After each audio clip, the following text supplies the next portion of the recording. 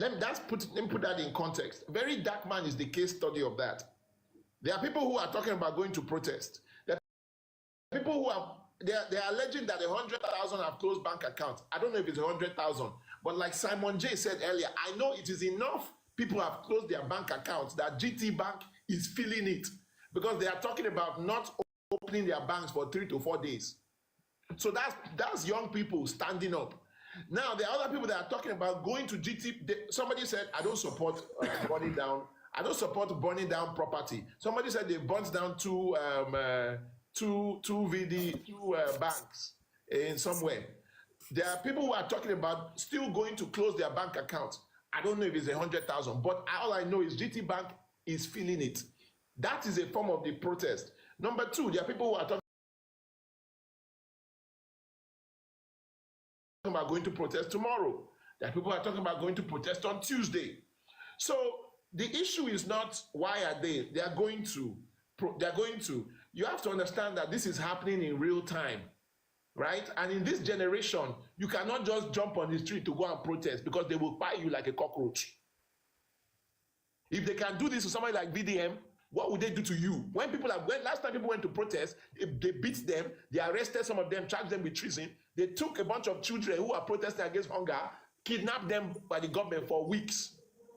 So you have to understand the context of the climate in Nigeria. A protest is you walking to trauma and maybe unalive. So people are being strategic and smart about which element of protest they want to protest. It's not everybody that should get mind to jump on the street.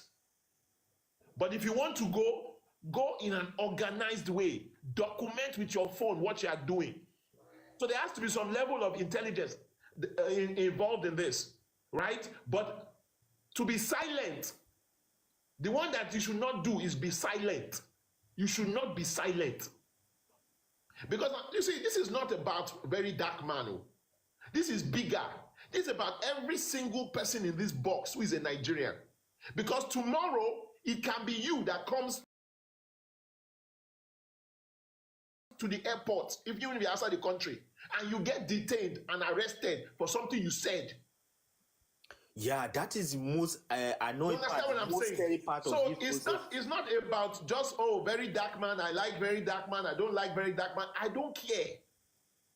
There is nobody. I was telling somebody yesterday, I said, there is nobody that can tell me Very Dark Man has ever taken your money, stolen money from you when you went to get help from him. There is nobody that can ever say, I went to Very Dark Man, he told me he was going to help me, and he took my money, or he asked me to pay consulting fee. No, nobody can say that. Nobody. So, the police, EFCC, do you know that there are people who don't even go to police? Because they will tell you, I went to report a matter to police and they arrested me. They will tell you, somebody was kidnapped. I went to police. Police asked me for 2 million. Kidnapper was asking me for 4 million. So, the point is this. You are seeing people push back in their own way, and it will continue. Because the last time they detained Very Dark Man for a long period, that was when he exposed the children that were in prison. You remember that situation? Yeah. He was doing his arrest. So arresting Very Dark Man is more of a problem for them than they even know. But it's also for them, it's about intimidating Nigerians. It's about scaring you into silence. And it's about distracting you from all the other foolishness they are doing. The Seyi Tinubu story. They are accusing Seyi Tinubu of kidnapping, oppression, arrogance of power, pretty much. There are multiple. This week is probably the worst week for Bola Tinubu's presidency. This week was probably next to the week that had the unaliving of the Plateau North Central people. This week is the worst week of Bola Tinubu's presidency, because every single thing they put up as an accomplishment has been totally debunked this week, publicly for everybody to see. So that's why I don't necessarily disagree with somebody saying maybe they also wanted to distract Nigerians. Because this week, they told you that very quickly before we go back, Love and Unity, student loan, it came out today that 70% of the money has disappeared. Refinery, it came out this week that $3 billion All kinds of money has been looted in refinery.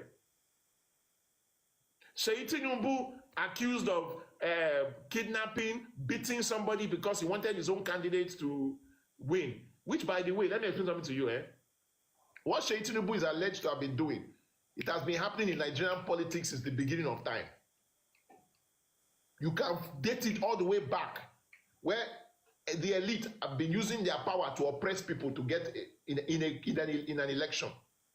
So it wouldn't be strange if Seyi Tinubu did it. All this news, and then you now top it up by arresting VDM at a time when he carried his mother to a bank to expose the banking system for the fraud that they are. That GT Bank, they knew that once very dark man. Here's why, Andy, I was saying that I'm sure GT Bank is culpable, because they knew that from what everybody knows. From what everybody knows about Very Dark Man, right? When he leaves the bank, what do you think Very Dark Man is going to do? What's he going to do? Whoa, he's gonna woo them. Make video, of course. Now he's going to make. He's making a video. Mr. Tai, I have a question for you, and it's very tricky. Now, if VDM is to bring an action under the customers under the Customer Rights and Protection, as it were, was VDM a customer, or his mom was the mom a customer at that point? His mother is one that will bring an action under the customer thing, because his mom was that's another angle. If I was a lawyer, because he wasn't a customer. If I was a lawyer for the family, I'll bring multiple actions. One will be on behalf of the mother as a customer. One will be a fundamental human rights violation. I'll bring 100 billion naira lawsuit against GT Bank for violating my human rights. Because if GT Bank did not collaborate with DSS and EFCC to catch me outside, right, I would never have been beaten, detained, unlawfully arrested. Because I don't care what that arrest warrant says. That arrest warrant does not give you the right to use overwhelming force for a non-violent crime. If you want to arrest Very Dark Man, you know his lawyer. EFCC has his lawyer's information. You can contact his lawyer. It's the same thing with Dele Farotimi now. Why did you have to send police and invade his office and seize the phones and threaten to fight people? Mr. Tai. And carry him all the way to Ekiti. Come on now. Mr. Tai. And now present him in chains. Mr. Tai. Let Love and Unity finish. I cut him off.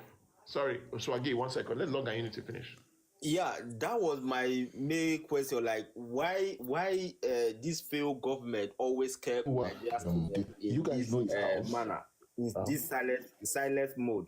No action is being taken. No, like this Nas, I wasn't even aware when he was kidnapped. Until this time, he raised alarm what happened, and the thing take over social media. Like the time he was abducted and he was beaten, there was no student action. Nobody came out to say, "Oh, this is happening to our leader. We don't have this." Nobody. Why? Why is Nigerian students don't have any action against this failed government? I could remember a couple of, if you know how Nigerian students have been kept away from, just kept at home for many, up to a year, up to 2 years, and it kept on happening time to time, and they are not making any effort. They are not pulling out a strategy. They are not coming out for protest. They don't do anything. They just allow the federal government to use the power they have to like suppress them anyhow. My brother, the thing is, you see, you are expecting, number one, you see, we have to understand that we are living in a new period and a new era. You are thinking like the days of old. You are expecting the big anti-SAP protests on the street where everybody jumps there. And no, we are living in a new generation. We are living in a new period and a new era. And you have to also understand, we are also living with the highest amount of poverty in the history of Nigeria. We are now 15% of the world's poorest people living in Nigeria. We now have the highest number of extremely poor people. We now have 3 million Nigerians scheduled to go into poverty. So you have to understand that these young people you are talking about, they are also battling poverty. So number two, they are not going to protest like the days of old, because the days of old did not have social media. So a lot of times, the awareness and the education and the motivation and the information is spread through social media. You can see between the time they arrested Very Dark Man, they arrested him on, today is Sunday, they arrested him on Friday, which by the way was intentional. They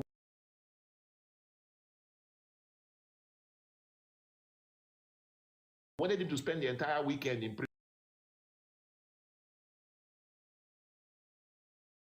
prison. Because if they arrest him on Monday, they have to present him to court on Tuesday. That's a popular thing people all over the world use. So they arrested him on Friday. Love and Unity, it is now Sunday.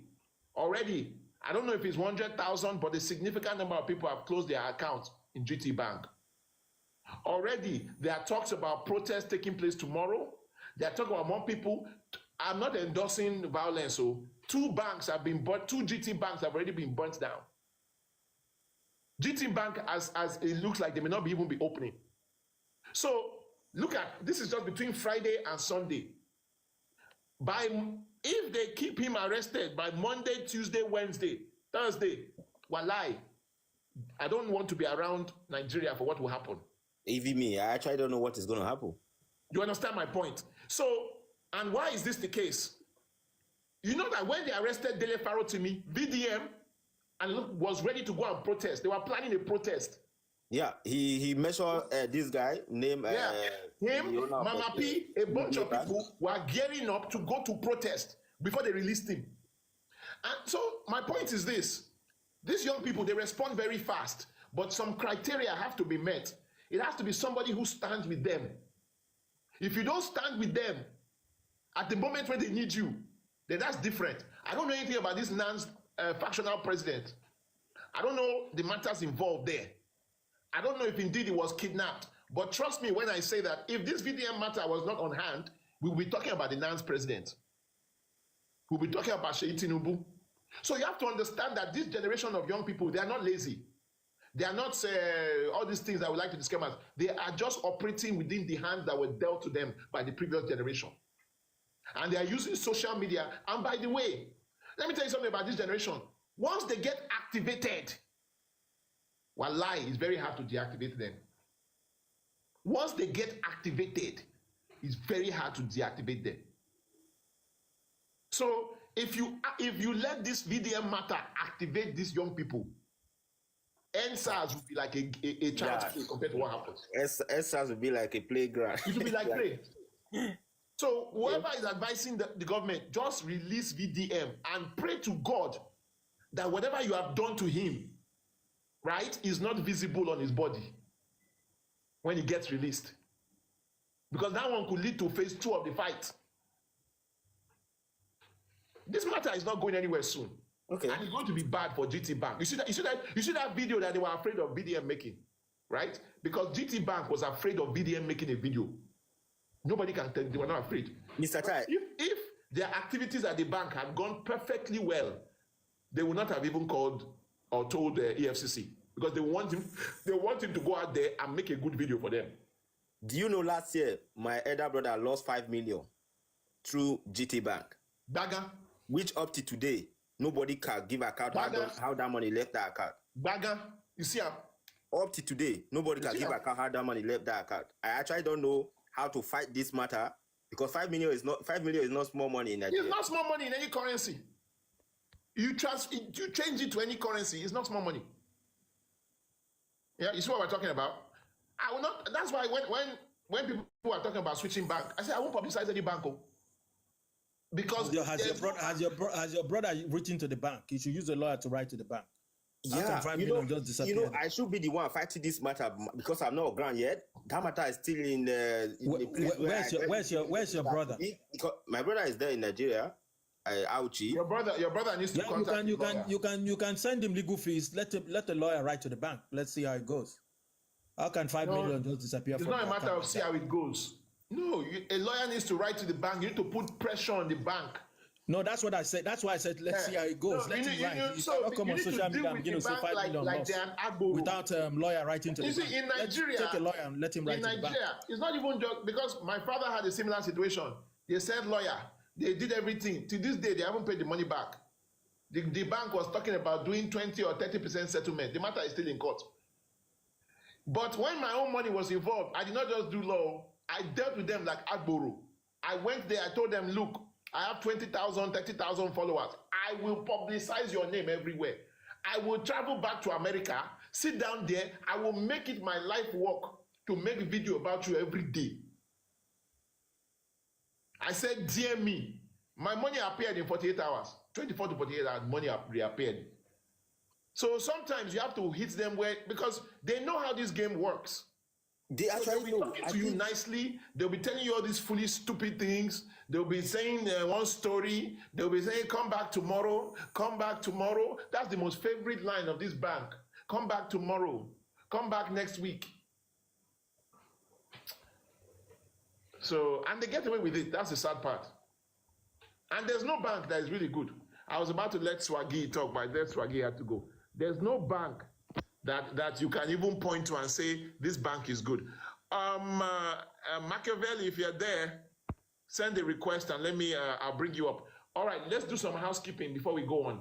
Everyone, please do me a favor. We have, make sure you click on that follow button all the way up there so you follow me, so you know when we go live and when we post brand new content. We have two videos, one video that we just posted, so go check out that video. Let's power tap on the screen to boost the live. We do have our gifting and subscription. Go help us out with that. Also, at the bottom of the screen, there's a share button. So do us a favor and share the live. We are still doing this, our giveaway drive to help 500 out of the 20 million young people that are out of school. Now, we are only saying you must be outside the country. I want to emphasize this. You must be outside the country to support this giveaway. We are trying to do a giveaway. We're trying to reach 500 young people to support them, encourage them to stay in school. There are 20 million young people out of school. In our own way, we're trying to support 500 with just 30,000 naira each. That's about $20 or $30 for those of you outside the country. So if you are outside the country, you can support that initiative. If you are in Nigeria, don't worry. People are already signing up. I already have a list of some people. All right, let us start bringing some people up that want to come up. Machiavelli, I'm sorry, I missed your invite. Send it back if you're here. This hedging, look, if you're going to make a submission, don't hurt my brain. I don't want to hear Nigerians are not ready. Don't include that in your submission, please. Say something else today. Don't aggravate me. Swaggy is actually up next. I don't know how he got dropped. So let Swaggy go. Let Swaggy go first. Let's keep our tapping. Let's get those likes up to 50,000. Let us go get those likes up to 50,000. Somebody said, bring me up. I have a question. Send a request. Swaggy, yeah, go ahead. Actually, it's form of a question and also a submission because, Okay. like you said, You say I did para, Abi? Okay. No, I not couldn't- happen to you. No, wait. Now you go dey para. Nigerians have happened to literally everybody living. in Did you para when it happened to you? Not literally everybody, but almost everybody. I have seen it. My friends have seen it. Many people around me have seen it. So I just get to wonder. The reason why I get convinced when you tell me that allegedly the bank is involved in this game is because I found out that he have his house. Why could Neno just go to his house and just go and possibly, since they want to arrest him, and just like we know him as a person with dignity at some point, that if you give him a warrant, a arrest warrant, he's going to honor it. And the only time he did he was not available was the time he was in China, which he made a video about it and said he will come to honor the invitation, of which he did. So now, how comes all of a sudden is when he went to GT Bank and they restrained him for 5 minutes in their security door, of which they could not still bring a camera footage claiming that he was not restrained or detained in that security door. And after he came out, that's where unknown men came to carry him because, according to them, they say it was EFCC. But I'm surprised that EFCC are now operating without uniforms. And what his friend was saying on social media was saying, unknown men, these people came without uniforms, of which I believed they must have forcefully beat him to take him out because I know the kind of man he is.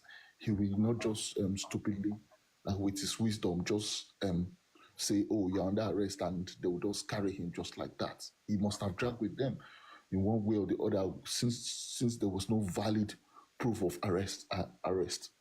And that is the way they beat him and take him out. But my thought is that since this thing is now so rampant, because everybody have a story. I also have my story when money disappeared from my bank, and up to today, we are still in, the story is still in the air. Don't worry, we'll work on it. This thing has happened to countless people, and of which you explained vividly that they know that if you leave that vicinity, definitely a lot of Nigerians will know more about this situation. And I get to wonder at some point, who are the owner of these banks? Because I don't see like a corporate person being an owner. These are still the same politician empowering these banks. They're doing deals with these bankers. And I don't know if the current clash he had with the Senate president was settled, because the last time I heard, I think he said he will not apologize for, because they asked him to apologize under 48 hours, of which I did not know. The last video I could watch, he said he's not going to apologize. So I just feel that they just find a way to just apprehend this guy, and they're looking for a perfect way to cook up stories to put this guy down. You understand? And again, I'm not saying this out of violence and all that. Do you think us going or people going on protests will help in the long run to bring this guy out? Or because Well, Agi, you are using bedroom voice. Are you in DSS detention? Are you hearing me? Yeah, it's like you are whispering. No, sorry. I said the current situation that we are now, where we know our president, obviously, that this protest that people are planning to embark on, do you think it will bring a positive change in this country that we are? Okay, I think your question was, is this protest going to work or is it going to bring change? Yeah, thank you. I mean, look, right now the objective or the goal for a lot of people is for them to release Very Dark Man. That's the primary goal. I would like the goal to be bigger, obviously. Andy, Ugo, everybody knows me, that knows me well. I want a restructuring. I want a radical revolution. So I want the goal to be bigger. But obviously, that's the honorary goal. But you can see, look, one thing everybody should understand about this situation is the young people are sophisticated. What does that mean? They are not just talking about some young people are hitting GT Bank. Some young people are talking about going to close their bank account. Some people have gone to protest. Some people are making videos regularly on social media to bring more awareness. To the point that even big celebrity stars have to respond. Let me tell you something. When, what's his name? That boy, the one that has 10 million followers. What's his name? I've forgotten that boy's name. On TikTok, you people know him now. Why like you don't know him? What's his name? The boy on TikTok with the girl. Pella, yes. Pella, when Davido, when all these people, when they are speaking out, they are speaking out because they see on social media the people that are clamoring for it. Pella doesn't like to talk about these matters, but he's speaking out because he can see all his followers. They were posting, spamming everything. That's a part of it. Even Davido has spoken out, and Davido has connection. He has his uncle, right? You know, look, one way or another, they beat more than they can chew by arresting VDM the way they did. These people have not learned that lesson yet because they are so arrogant. There's an arrogance of power here. If they had contacted the lawyer and invited him in to arrest him, it would not have been this bad. You see, and what I'm trying to always explain to people is the reason I know that this system will come crumbling down is because they will continue to act arrogantly in this kind of way. Because it is in their DNA. They like to oppress the poor, the less privileged, and anybody that stands for them. Because they want to remind you. You see, this was an attempt to dehumanize VDM. To remind him like that, they want to tell him that he is nothing to them. That he is not on their level. You see, for them, for those in power, it is insulting when somebody in a singlet can be taking pure water and abusing them and calling them out. And hundreds of thousands and millions of people on social media are listening and calling them out too. It is a scary thing. So this is an attempt to clip his wings. But here's the problem. Here's the problem. People, older generation, they don't understand these young people and the social media generation. They don't. They don't. Because they keep thinking that this is like before. This is like the past. I can just bribe their leader or arrest their leader and clip his wings. It's not like that, too. This is a different time. Within the span of minutes and seconds, you can galvanize people to push back.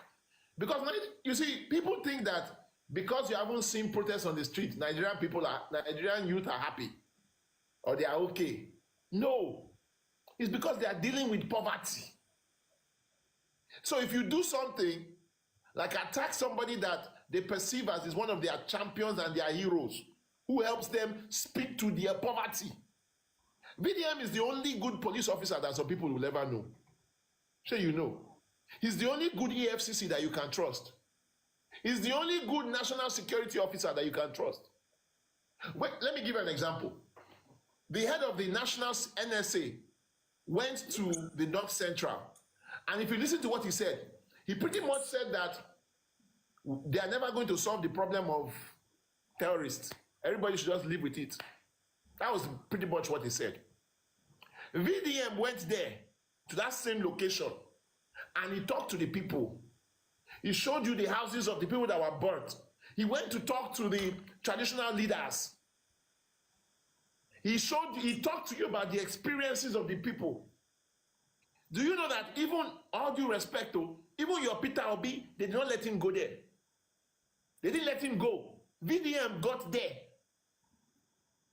So the older generation does not understand that VDM is not just somebody that has a phone on social media. He represents the average young person in Nigeria. He is their unelected leader. He's their unelected president. I'm telling you, he is. He is, and they don't understand it. Because to them, all they are looking at is a poor person with singlet that managed to get a little bit of money. Because you see, they are so arrogant. That power has consumed their brains. They are so disconnected from Nigeria's people. That's why I said these leaders, these people, these oligarchs, these people, they don't come from us. They live here, but they are not from us. They don't identify with what average Nigerian connects with. They don't. That's why they treat human beings like they are just cockroaches. You can beat him, throw something on his head in front of his mother, harass him, throw him in jail. They do it all the time. This is how they function. The only difference is that they pick the wrong person to do it to. That's the only difference. Lagos boy. Go ahead, sir. Yeah, good evening, bro. System glass. This your thing is a mystery of nature. The way it's just rotating. Lagos boy, go ahead. Yeah, good evening, brother. Good Yeah, evening. good evening, sir. Yeah, I think it's still a mystery, what these people, the people behind the arrest of VDM, actually, like you rightly said, they've beat him more than they can chew.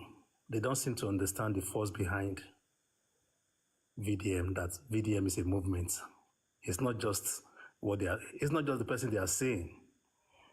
Both the rich and the poor that are behind that guy, the unspoken voices, people that are not, the unheard voices that are behind him.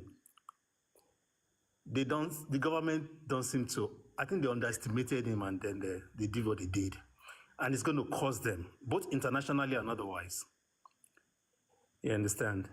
I just let tomorrow comes. We've been on weekends, and hopefully everyone expected that nothing will happen during the weekend.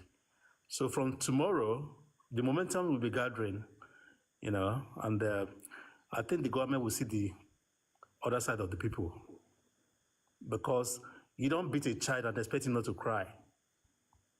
Nigerians have been pushed to the wall, and they've been like groaning, and nobody seems to have been, to have heard them. But now here comes an opportunity for them to, come out publicly and air their views about what is happening in the country. The son of the president, it's unprecedented in the history of Nigeria that the son of the president will arrogate certain power to himself. That's it's unbelievable. That he will start victimizing the citizens of the country. When he has no portfolio. It's been done before now. Abacha's first son. Well, you know how they ended up. Mm-hmm. That's why I use the example now. Abacha's first son. Yeah. Somebody like Saddam Hussein and this man of Syria or wherever, that is the only area that we heard about things like this. Nigeria is not one of those countries. So if they think they can do this and get away with it, it's not going to be easy for them. The guy they've only succeeded in using it to bring themselves down, and they better watch out. It's not going to be easy for them. Unfortunately, I think they miscalculated. Well, let's see how all this will play out. If they're sensible enough, the best thing to do right now is to get him out very fast before, done tomorrow, when the people would have been like, be taken unaware and say, okay, well, it was by mistake that we did what we did. It wasn't intentional.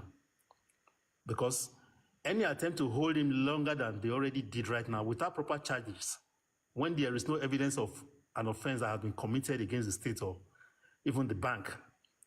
If VDN goes to GT Bank to protest for his mother, it's because he has something at stake. In law, he has an interest. The interest of his mother is his own interest. So nobody will say, well, he's not banking with the bank. He has no reason to go there. Blah, blah, blah. His protest is quite legitimate on the behalf of hwant to. So let us see. We'll see how this is going to play out. Let us wait until tomorrow and see what happens. If they want to try the Nigerians, like you rightly said, I think NSAS is going to be a child's play. Something is cooking, and they're going to find out. So let me give the floor to other person to speak. All right, thank you so much. Let's go to is it this system and his special glass? System, are you there? Good evening, boss. Good evening, everyone. Good evening. Where are you streaming from? And can you speak up a little bit? I'm streaming from Nigeria. I can't hear you. From Nigeria. I can't hear you. You have money to do special class. You can speak up. Which kind of bedroom voice be this now? I have some code. I have some kata. You have kata? Yeah. Oh, guy, you might have to kata in the comment section. We can't hear you. Okay, I'll try to loud my voice a little bit. If you have kata, maybe you type because we can't hear you. Go That's ahead. what I'm saying. I said I'll try to lower my voice a little Okay, bit. go ahead. Okay, thanks. Thanks. One thing is sure, someone was saying, I think from comment section, I'm reading someone saying VDM is just a social media champion. So I just want to tackle that and some other things respectively. Though VDM is social media champion, which the person thinks that's what VDM really is. Yes, if he says so, fine. But do you know how many youths, how many millions of youths are on social media, are using social media as of today? If he says VDM is a social media champion who's buzzing only on social media, these guys have done tremendously well in social media. That this person was asking VDM is just a social media champion. Nevertheless, don't let us forget when VDM, let's just recap back. Some years back, nobody knows VDM. It was when he was got arrested that this man comes to limelight, that everybody know who is VDM, who is VDM. So if God want to do something, say revolution does not start from somewhere. It starts from somewhere. Revolution just don't start in anywhere, but it starts from somewhere. If God said He is one thing that I want to use to liberate us in Nigeria, I think it's best thing. Nigeria things, we need to sacrifice some things. That's one thing to gain some things. Our sacrifice. There are something that one, either me, anybody, whatsoever. Some people will have laid their life for this our independence that we are realizing today. Some our forefathers have fought for this independence. Actually, my brother, that's part of the problem. Nobody laid their life for this independence.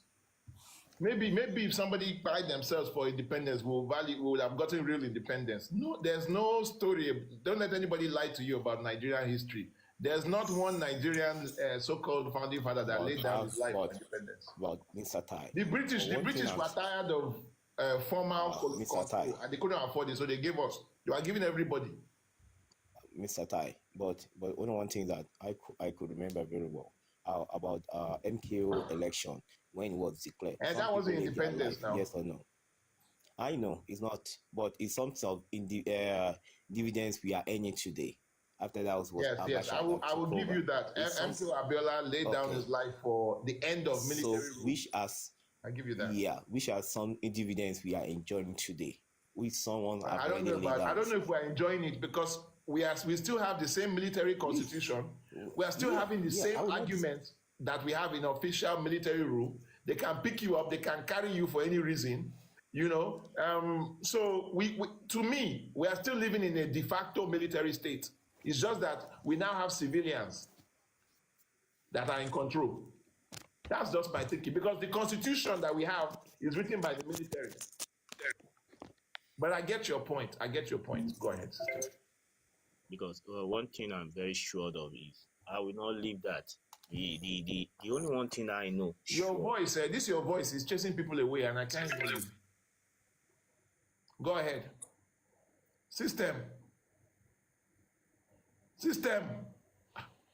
Oh yeah, system, go down. Type in the comment section. Maybe your code will get better. Recuperate your voice. Let's go to Andy Ling. Andy Legion Jenny. Okay, Andy. Andy Ingenious. Okay. Andy, go ahead. Where are you streaming from? Presently, I'm in Greece. Presently, You are in where? I'm in Greece, Athens. Presently, Greece, Athens. yes. There's nowhere Nigerians don't go. When Nigerians can't go to London or America, everywhere else they will run to. Oh my God, we're all economic immigrants and economic refugees of this system. Go ahead, my brother. Exactly. Mr. Tai, I must highly commend you for the good job you guys are doing. Most especially creating time to, try to educate us and the other people in back home. I want to ask my namesake, Mr. Andy, some few questions before I make my submission.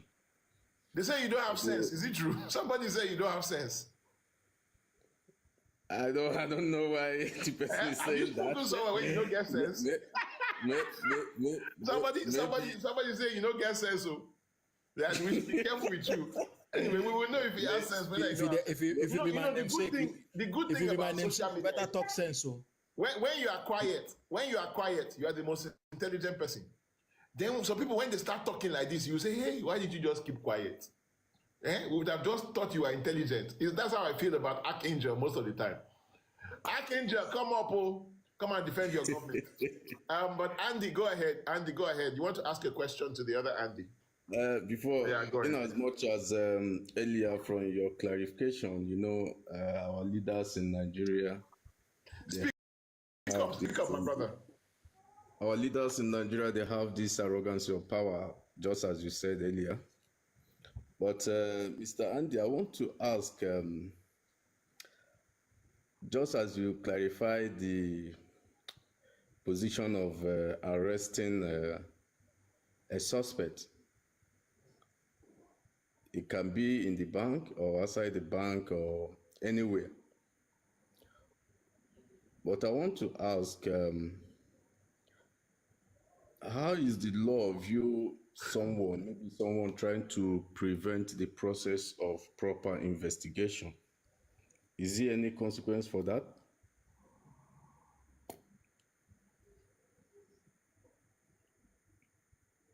Andy, please add context to your question so that I can get what you're saying. I know what you're saying, but add more context. Let me get what you're trying to say.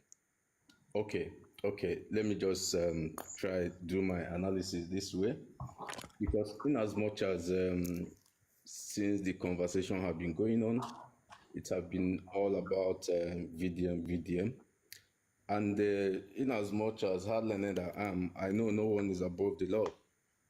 Even the president of a country is only have the veto power, but is not above the law. So I think we should, me personally, my personal opinion, we should avoid being sentimental in some issues. Oh, now I know why they say you don't get sense. Okay. Oh, yeah. Wait, Look, No.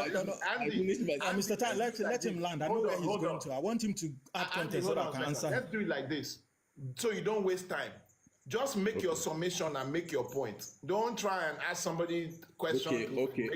Your point. No, That's Mr. not Ty, I good. know where he's going to. Andy, Let's allow him to hold on. finish. The other Andy okay. is too intelligent, too smart to fall for that. So just make your own summation, make your point. Don't try and use him to make your point. It won't work. Just make your point. Make your. Let me make. Ohema, take her easy. Now, why you dey insult Andy, my namesake, for the comment section? Take her easy. Let him talk. No, because they say he's Archangel's Protege. They say Archangel's mentor. Let me make my point. I don't know where they know it before. You see, Andy, that's the let me thing about bail you out. social media. Let me bail you They out. don't hide. Mr. Ty, let me bail you out. As a platform we had in Hold your strength. fire. Hold your fire. I know where he's going to. Let me save him because he's my namesake. Now I get where he's Andy, talking. I even He's want you trying to go talk there. about Hold on, Andy, I want you to obstruction go of there. justice. Andy, hold Obstruction on. of justice. Let him go there. Yeah. Let him go there. No, you will Because never. Let me help you. Andy, Let me Andy, help you. Andy, He's my namesake. Hold on. Lawyer Andy, the thing is this. I don't want us to assume where he's going, because here's the But thing. I already know. When we know where he's going, but let him go there. When we assume where people are going, we give them an out. Because then they will, Archangel does all the time. He will now try and escape through the other way. No. Build your own hole, dig it as deep as possible, enter it as deep. So that way, when we now bury you, you can't come out. That's how I like to address these matters. So express yourself. Because a lot of times, the more somebody talks, the more you will know. The less they talk, the less you will know. So the other Andy, the Archangel's best friend, Oya talk. Andy, redeem your name, or redeem your name. Andy We are is the same not box in lawyer. India and close to me. Andy Okay, is not I lawyer. get- Oya talk. Mr. Time, let me just jump in. Number one, I know where he's going to. He's trying to talk about obstruction of justice. Now, Andy, under the Nigerian law, obstruction of justice is a serious crime. Now, it covers a wide range of acts under the law and its enforcement. So, for instance, if the police is coming to arrest you, for instance, and then somebody is coming to say, hey, go carry and go, and they've shown their warrant of arrest, they can bring up a serious charge under civil and criminal that you are trying to obstruct justice. So it's a serious car. I know where you are driving to, and that is why I said add flesh and add context to it. So there are many implications of obstruction of justice. Number one, it's a criminal offense also. Criminal penalties under law. The offenders may face 1 year imprisonment, depending on the offense, or fine, or both under the Nigerian law. Now, there's what is called aggravated forms, e.g., involving violence. If, for instance, I want to come and arrest Andy, myself with Machiavelli, and we're policemen, and you try to use violence, organize terrorism or whatsoever, it may attract stricter penalties under law. Now, there are other ambits to it that talks about the civil and professional consequences, like lawyers or public officers. They are found guilty of obstruction of justice if they try to suppress evidence. They may face what is called disbarment, suspension, or loss of office under the law. So if you talk about the impact of legal procedures, I'm going too far now because I want you to understand. It can, you can be charged for contempt of court. If there's delay or miscarriage of justice, you can be penalized too. There's what is called mistrial or dismissal of cases under the impact of the legal procedure. So I don't want to go far, and that is why I say add flesh to it so that I can save Yeah, you. I know that's not where I've it's answered going. the questions a I bit. know where it's going. That's not entirely where it's going. I know that's where it's going. But Andy, That's where it's going. Andy, on mute. Mr. Austin, do you want to come up? Are you free? Oh yeah, go ahead. Go there. Okay, thank you so much for this clarification. Speak up. Thank you so much for this great opportunity. Speak on your platform. Did I speak your mind, or I was going somewhere else? No, that's not entirely Exactly, where it's perfect. going. I But know we where are it's trying to going. I go know we'll deeper there because for if we now. continue But I know where going it's deeper, going. we will Go not ahead. finish the conversation. Now, in as much as I also know that when you are fighting those that are in position of power, in position of purchasing power, the only way you can be able to excel is using ultimate purpose of wisdom and inspirational wisdom. Now, people have started withdrawing money from GTB and all that. I want to ask, is it the best option? Because if you are withdrawing your money in GTB, now there are a lot of common man who are working in GTB banks. It's a private sector, and we have some citizens, genuine citizens, that are working in those banks. So, for instance, something happens to that banks. What will happen to those people working in those institutions? Meaning they will be out of job. Wait, I'm coming. I'm gonna save this guy here. I'm coming. Hold on.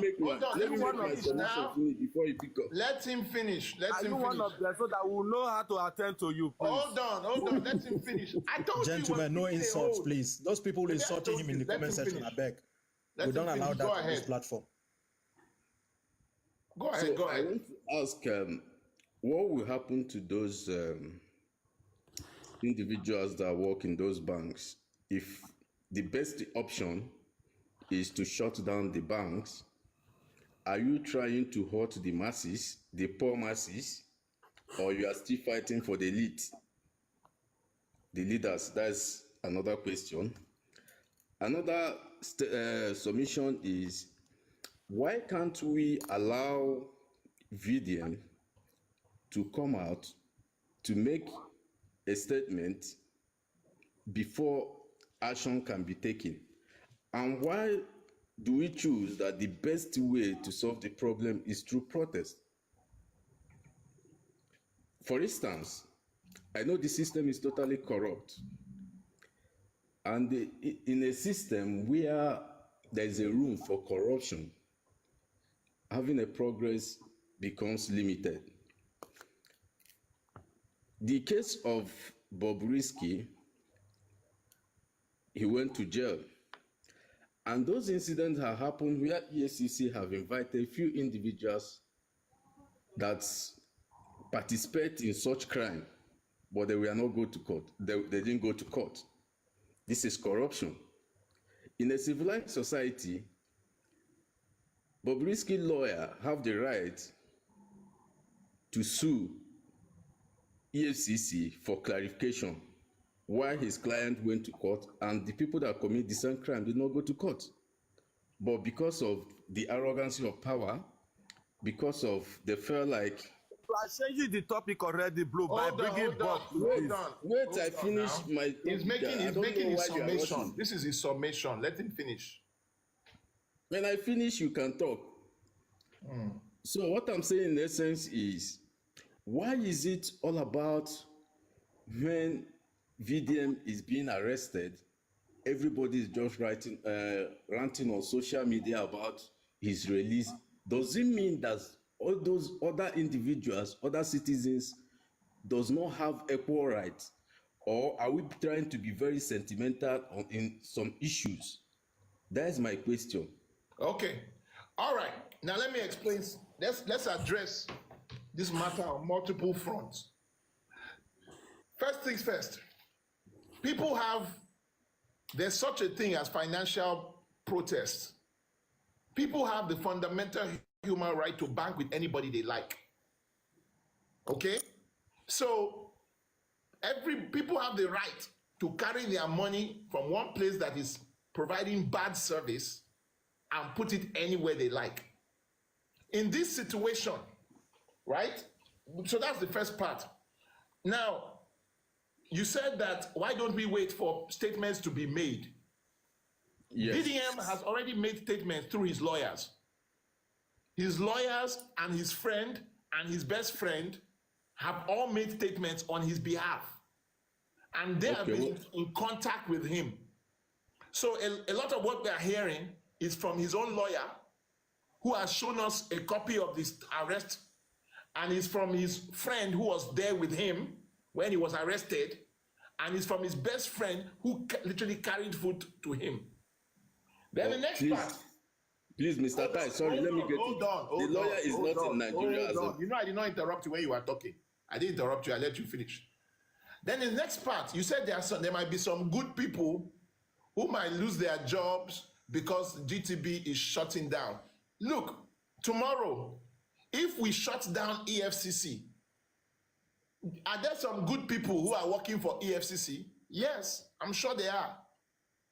Has EFCC caught a Yahoo boy that was doing Yahoo against some people? Yes, I'm sure they have.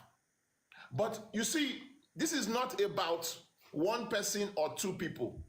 This is about a systemic problem that we face in Nigeria and the oppressive tools that are being used to oppress the poor and the masses.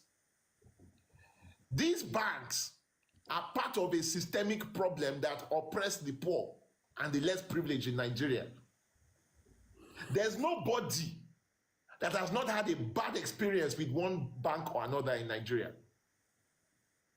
So when these matters come to the limelight, they symbolize the anger of the people against a system that is already failing them. Now let me explain something to you, because you asked a good question.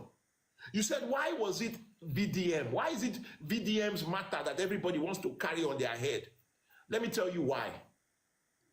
Because we live in a country where if you are an average Nigerian, you cannot call the police and expect the police to respond to you unless you pay the police money. We live in a country where if you go to the police and you report a crime, the police can arrest you for something else and throw you in jail and only release you after your relatives have brought money. We live in a country where if somebody gets kidnapped today and I go to the police will ask me for, kidnapper will ask me for 5 million, police will ask me for 2 million. We live in a country there whereby if somebody defrauds me and I go to the EFCC, if that person has more money than me, EFCC will arrest me for defrauding myself. This is how the system in Nigeria works. Then enter this man with a singlet and muscles and pure water. All of a sudden, VDM did get popular when he started getting arrested. It's not true. VDM got popular when he took down the first entity that was oppressing somebody. He went after somebody, representing somebody that was represented a voiceless Nigerian. You see, when you buy something and the person you are buying it from is bigger than you have nobody to report your matter to because you are poor, you are less privileged. VDM filled that gap for people. He started taking people's matter on his own head. The number of matters that VDM has carried on his head, the amount of money that he has disbursed to people for different reasons. Wallahi, Andy, I'm not trying to insult you, but it's more than you have given to Nigeria. And what has he asked for in return? There's nobody that VDM has ever helped that he has charged. When I went on this platform, when he first started, Mr. Tai, I better put indigenous. Make a notice and I'm you to talk to. Yeah, no. This is indigenous Andy. Indigenous Andy, yes. When I went on VDM's platform, right, a long time ago when he first started, I went to ask him, I said, how is it that every time you open your TikTok account and they ban it, you are able to get it back in 1 or 2 days?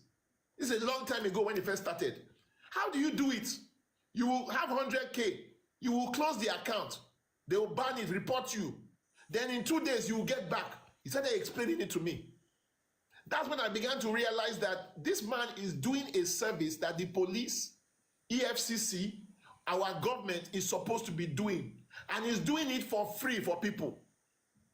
Even back then, when he started, people were sending him shoes, sending him phone, sending him money for his rent for free because of the good work he was doing. This man goes to different communities and sets up a borehole so that that community can have water.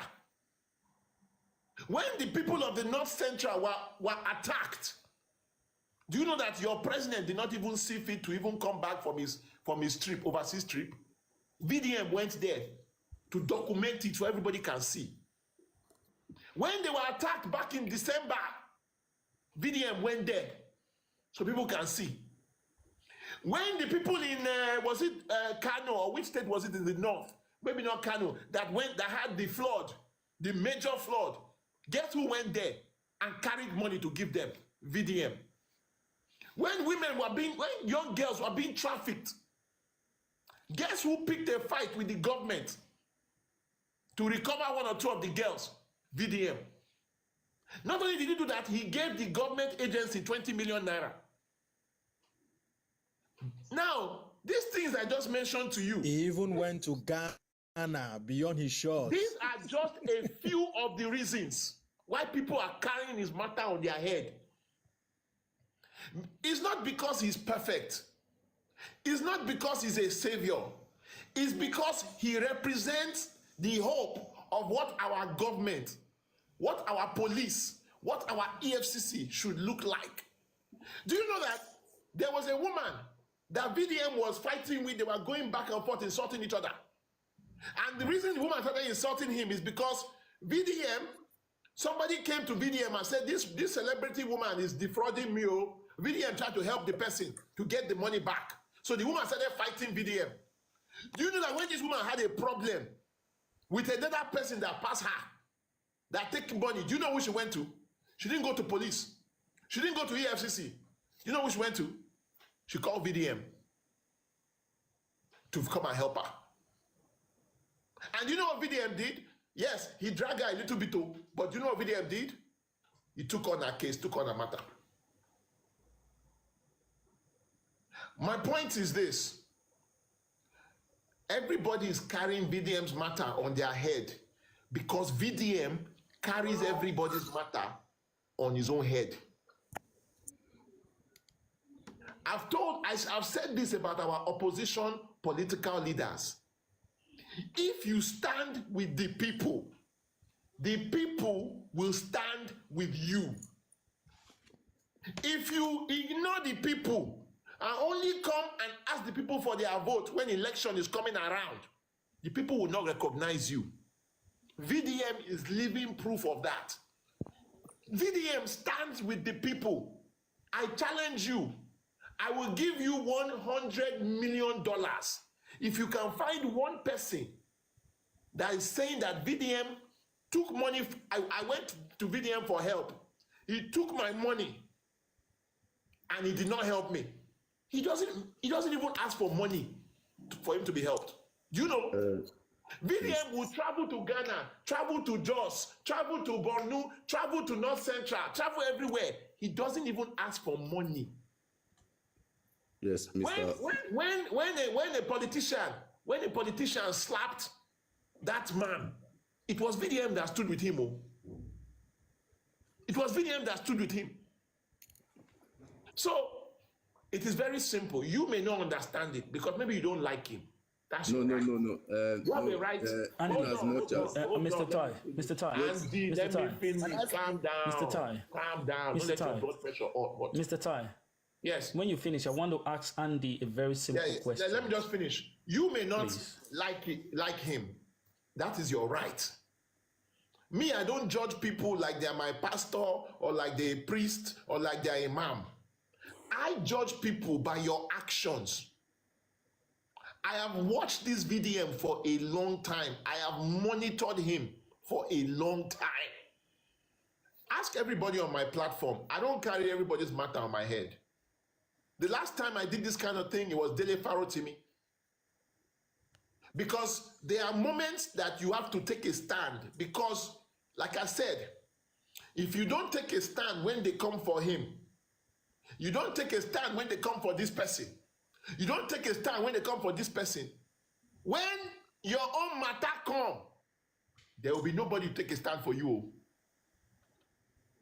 And we don't need to catch every single corruption in Nigeria. We just need to catch the one that is within our reach.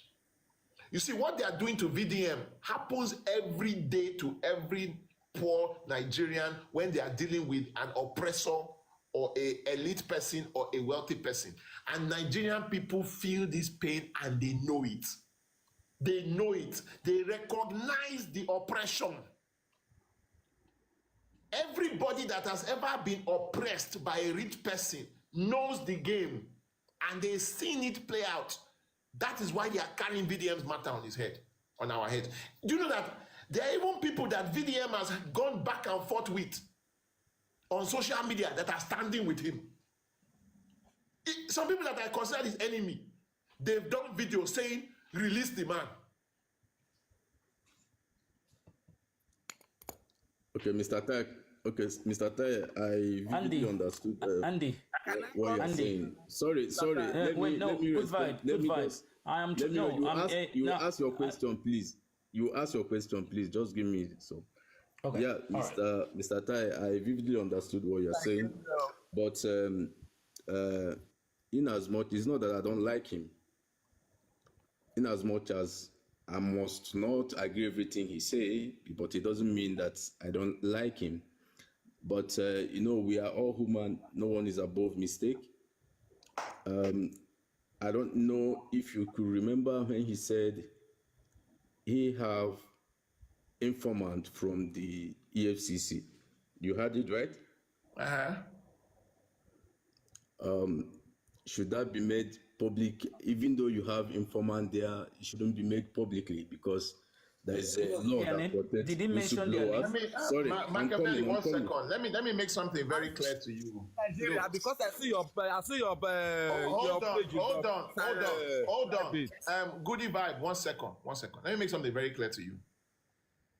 This is not about judging every single thing VDM has done. VDM may not do everything right, but VDM has, like I said about Ibrahim Traore, he has done the most important thing right. Okay, good. I want to ask this question. Hold on, Andy. VDM could have easily said, you know what, Nigeria matter don't tire me. I'm going to get visa. I'm going to go find a way to stay in London, go to America, be making my videos from there and just relax. I don't try. In my opinion, if you measure the amount of things he has done already in a short period, he has done more than almost 80 to 90% of people. If he retire tomorrow, he has tried. Mr. Tai, I'm telling you, So look, when we are analyzing people, right? I don't analyze people on the sum of the mistakes you make. I analyze you on the way you are able to overcome these mistakes and see what you accomplished with what you started with and what you are given. Mr. Tai, I'm not trying to contest Andy, So my point is of your this. opinions. Andy, I'm not point trying is to very contest simple. the Andy, basis wait, of your My Andy, opinions. point, Mr. Tai, wait. is Mr. very Tai, wait. simple. Andy, hold on. Machiavelli, I'll let you ask a question. Hold on. My point is very simple. You can nitpick and say, he should have done this, he should not have done this, he should have done this. That's not the issue right now. The issue is right now for me is very simple. After VDM is released out of prison and is no longer in custody, and he has been set free, and the matter has now been discussed, we can address what he should have said, what he should not have said.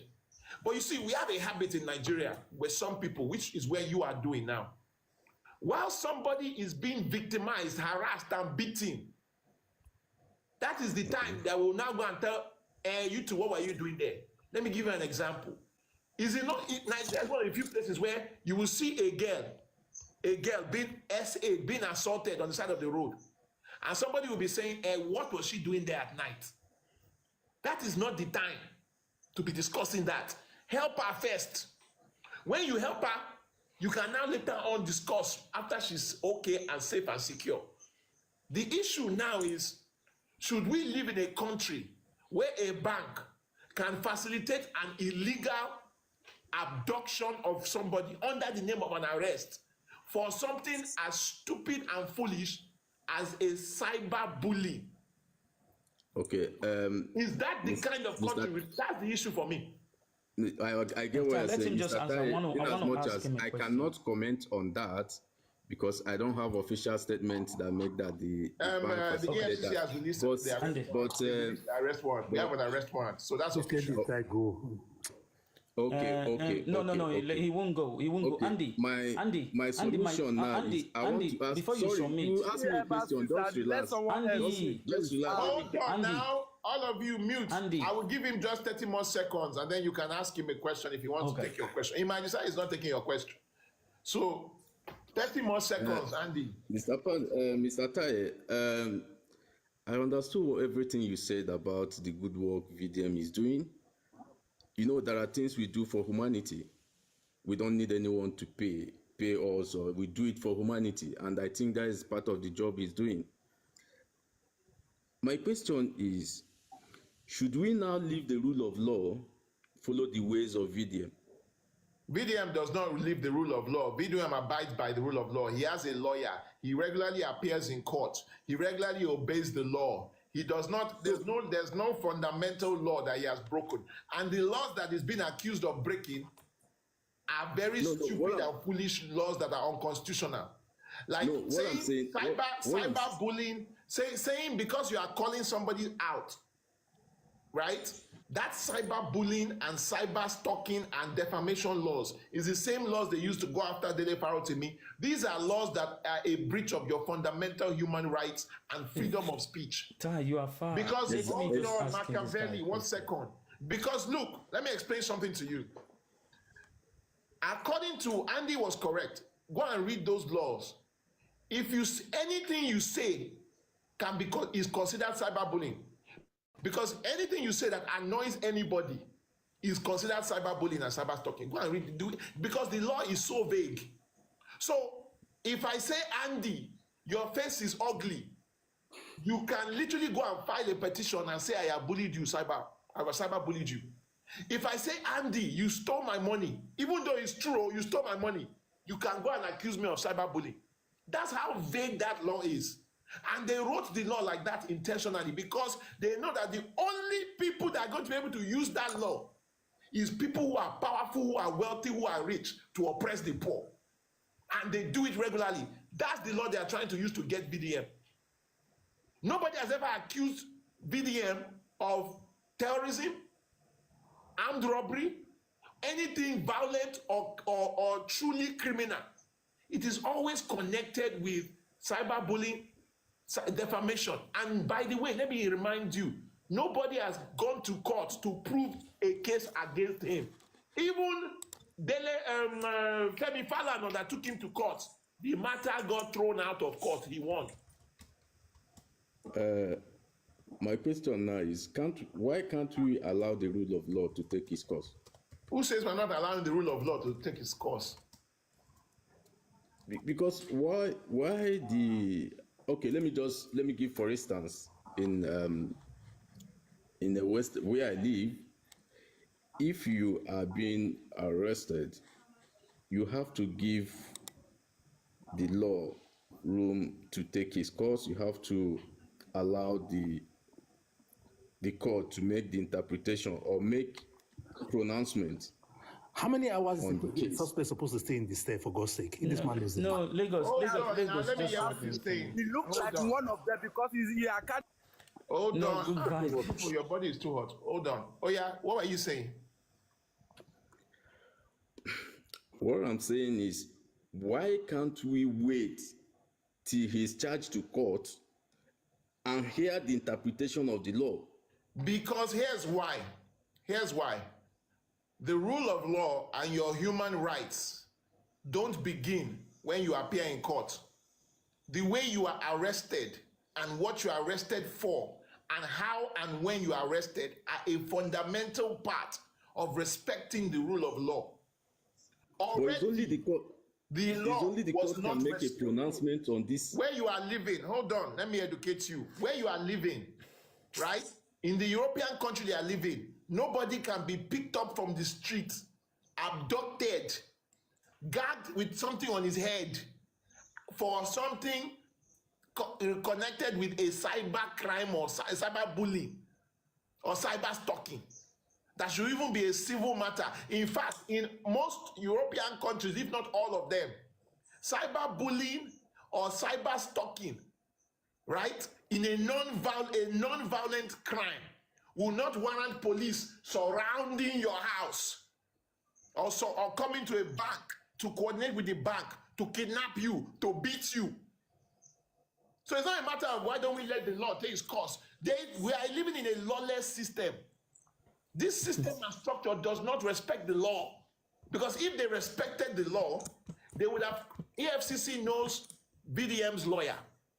They would have asked VDM through his lawyer, present yourself. We have questions or we have an arrest warrant. VDM has presented himself before EFCC several times. Why did they have to go, beat him, arrest him, surround him with people, gag his head? That would never happen to any citizen in where you are living. Mr. Tai, you're Okay, first. Andy, That's enough. Andy, It's enough. It's Is okay. it the Andy, citizens? Andy, Then we have to Andy, pronounce it. Andy. Okay, Andy, go ahead. I don't know when you came to Greece, please. I just want you to tell me when you came to Greece. There's something I want to follow. Machiavelli, you know where this thing is No, going no, to go. no. It's not going to No, go no, no. anywhere. I know. Tai, It's your there's back and something. forth. Just make Tai, let him. There's something we want to establish here. When did you move into Greece, sir? I might be in Greece doesn't mean I base in Greece. No. And you can't come to You are my my personal, when did you enter Greece? That's what I want to ask you. I I didn't ask you cannot how answer many that places. question. Sorry. You can't answer that question. I Okay, told you now that this thing is not going to work. You see, Machiavelli, Nigerians. this He guy look that like question, Now, do you know why? one of Do you know them. what? He's Don't one of worry. Machiavelli, You guys just don't worry. make your own No, submission. and let's I move don't on. want to make a submission. I want to reference him to something. Mister, okay, don't think because we live in Nigeria we are fools. We don't understand what is going on in terms of geopolitics and how it works, okay? Now, in 2008, there was a party known as the Syriza Party in Greece. They were the left and they were the what? They were like the fascists, the neo-Nazis. They were so intimidating and even told somebody like you not to step your foot in their land. The people that resisted them were the Greek people to make you are talking now. Led by who? Alexis Tsipras. He was the one who led the Syriza Party. Okay? In 2018. You are They were right to knocked go out. ahead. Oh God, But, you think, oh God, please, you said you are not going to say anything just now. So please. Now, at the end of the day, he was kicked out. They ousted their leader, which is Stefanos Kasselakis. They ousted him. Now, who ousted him? It was the Greek people. because they knew that was where democracy started.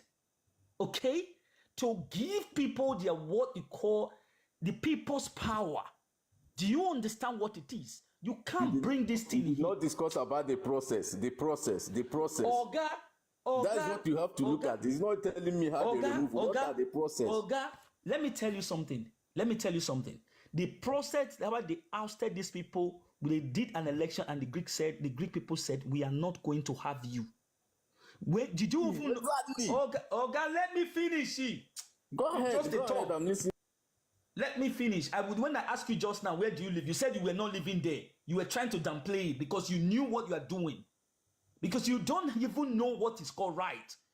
The democracy you are talking about started from where you are living now. And that's why I referred you to it. The reason why I called you on this, there was a reason to establish the fact that these people kicked against the Syriza party, was a neo-Nazist movement, and they didn't want it because democracy actually started from Greece, which is what we call democratias, meaning the people's power. And they said, no, we don't want it, because they were trying to use the anti-austerity for the Greek people, saying that the Greek, everything that belongs to the Greek, everything that is created in Greece belongs to the Greek people. So if you, somebody like you, the Syriza party does not want you, and they don't even want to give you anything like a pin, you'll be taken out from that country. That's what they were standing for. But the Greek people said no. Who were they fighting for? They're fighting for the poor, people like you. And let's not connect it to what VDM is doing. Now, we in Nigerians, we are tired of the oppression. This is not a government anymore. This has now become a tyranny. You are talking about democracy. Please go and check Section 39. Andy just told you before. And go and read it. The fundamental human right, which the Nigerian state signed under the United Nations. So you just talking out of context. You don't even understand. What VDM is doing is restoring that to the people. Do you understand that when you hold somebody, you arrest somebody, in Greece, they cannot arrest you and put a mask on your head. You are not a terrorist. Okay? I ask Listen you a to question. this. Is the citizen interpreter of law or the court? Oga, let me tell you, where did you interpret the law? You don't need a court for you to be able to understand what the law says. There's no law. There's no law that this man look like. No, don't worry. Let me just finish. Let me just round up with this. Machiavelli, 1 second. If I slap you now, you don't need a law to tell you that that is assault. You don't need to go to court to prove that that is assault. If I slap you for no justifiable cause, you can know that, Ty, why did you slap me? That was wrong. That was illegal. I can take you to court for you slapping me. You cannot slap somebody. How can I get justice? You cannot beat somebody. Hold on. You cannot beat somebody. Mr. Ty, allow another person to talk. Andy has taken all the time here. In that manner, and now come and tell us, let the law take its course. No, good vibe. It's okay. Ty, let me just round up. The point is that Nigerians, the reason I want you to understand this is that we have a failed system that does not understand the rights of individual in a given political system. As the section is already there, is the supreme law of the land. You just need them to go and interpret it. It's already there for the people to know that whenever you are, that is why you see any police officer. There was a police officer in this comment section was talking, and I was talking to him, like, if you are actually working with that institution and you are actually standing under your oath, come up and debate. Then let's see if you are not going to be in handcuffs. Because if you arrest me, you need to tell me the reason of your arrest. You have to establish a probable cause here. Because if you do not, then you are violating my right. And if I spend 24 hours in your custody without charging me to court, you are in trouble. Then you have broken the law. Now, how many Nigerians have been? When VDM went to discover that there were some teenagers, children being locked up without trials, children during the protest, what did you say, Mr. Andy? Did you say there was a violation of the rule of law? You kept quiet, right? You kept quiet. See, please, what you don't know, seal your mouth.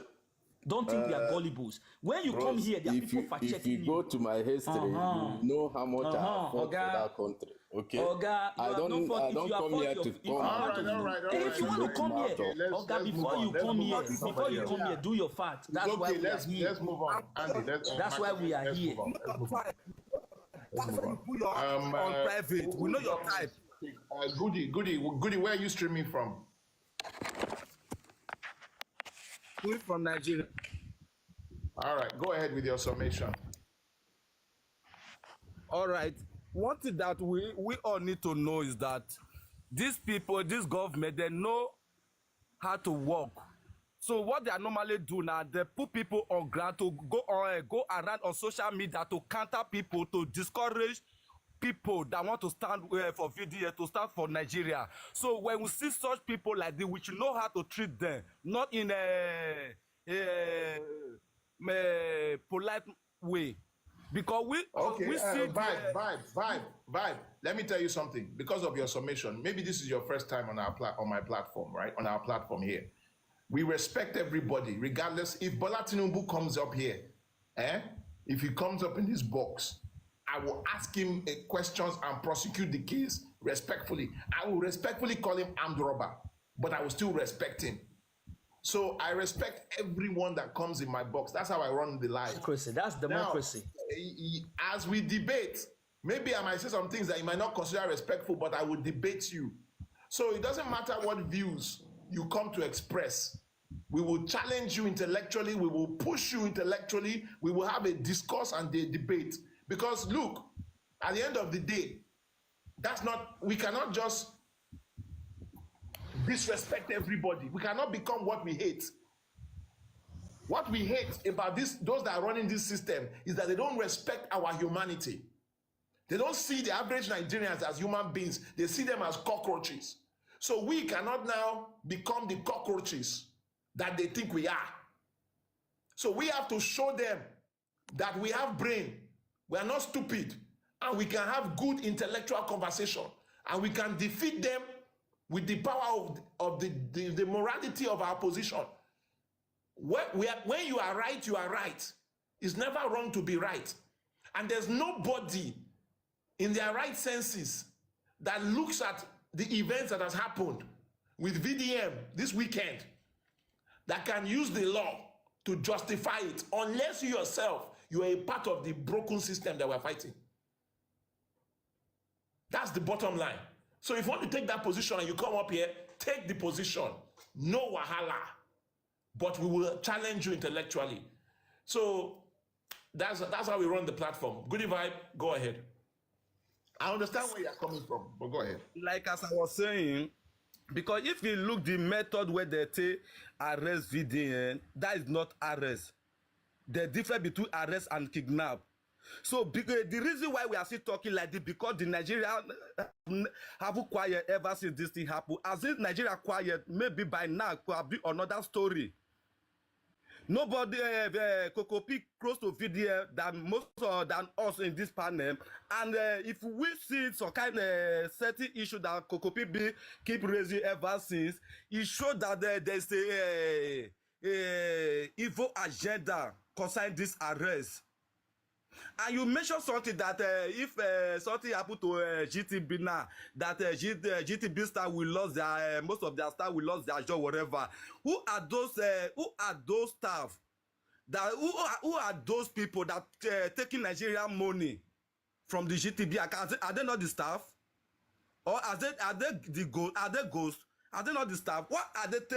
It's just like we kind of abide to a certain thing because most of the source of our income is not clean, so we don't even want this country to work. Because if Nigeria is working today, most of the people that we sing praise to follow today, most of them will end in jail. Because people keep doing some certain thing where they say not supposed to do on a normal basis. How can you arrest someone without no identification, nothing?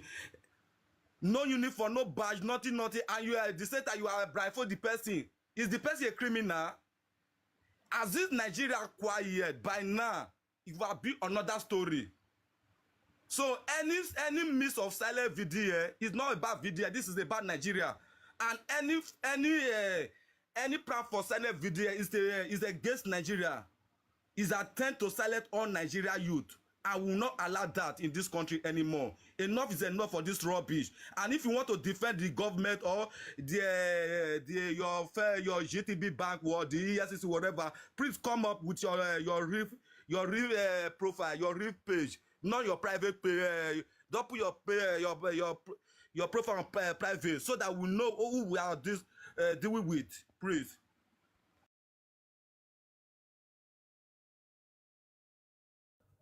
All right. Sorry, somebody sent me a song for VDM. Maybe I'll play it at some point here. Look, bottom line is they've got to release VDM. They don't release VDM tomorrow, there'll be problem. Let's go to the next person that wants to speak. D1. D1, are you there? Yeah, I'm here. Good evening. Yeah, where are you streaming from? I'm streaming from Lagos. Okay, do me a favor, speak up loud so we can hear you. Go ahead. Okay. Thank you. So, actually, this is my first time on your platform, and I really do appreciate what everybody have contributed. Okay, so regarding VDM, so me personally, I know everybody have different opinion regarding VDM. I have this toxic relationship with him. More like I actually do love most of what he does, and sometimes I don't. But the way the guy was arrested is actually not cool. If you are being sincere, because we have rules of law, you don't just arrest someone without maybe first inviting him and stuff like that. But the main reason why I came up is regarding, okay, you must end, everybody should close GTB. I can't hear you well, though. Can you hear me now? What about now? Can you hear me? Yeah, we can hear him. He said the reason why he came up. I know is he that has a we are toxic saying, relationship with VDM. You are not the real D1 now. Which toxic relationship you get? No. I'm not that one. There. Of course now. So no, the main, which like I toxic said, relationship do you have with VDM? Is still your girlfriend? So no.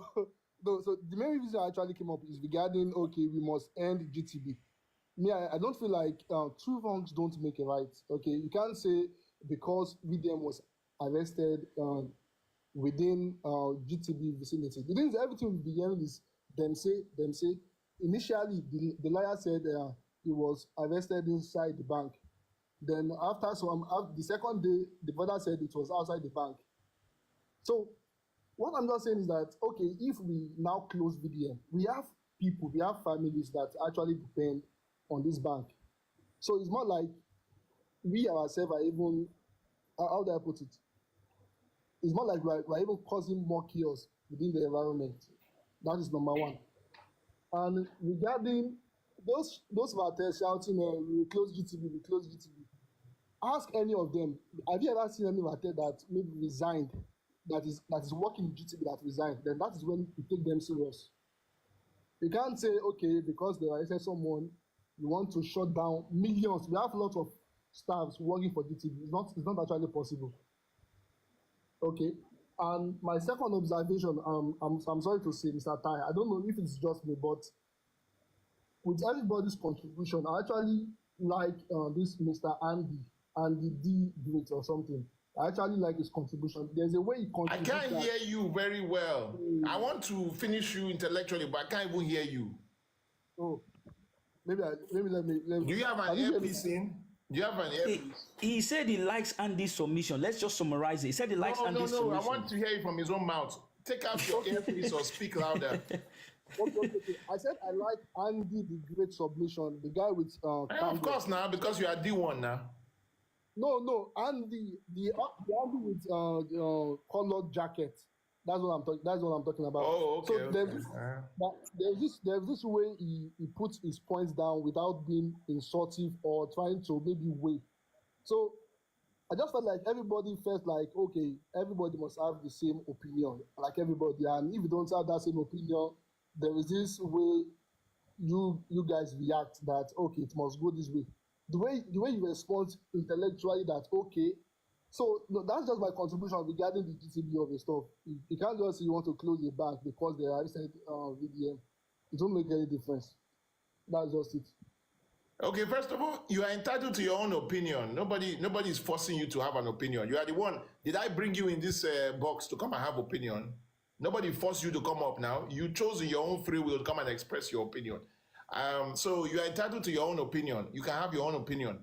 Now, the issue with GT Bank, look, maybe no bank in Nigeria has ever happened to you. And my prayer for you is, may it never happen to you. Every normal Nigerian, every average Nigerian has experienced some kind of arrogance or power from a bank. So the anger with GT Bank is not, it didn't start today.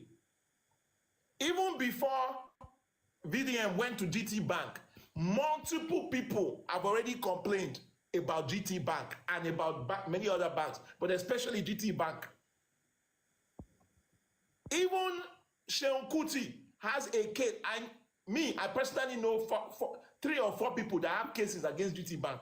Even Seun Kuti mentioned he has a case against GT Bank, all connected with money missing. So GT Bank already has a file of problem.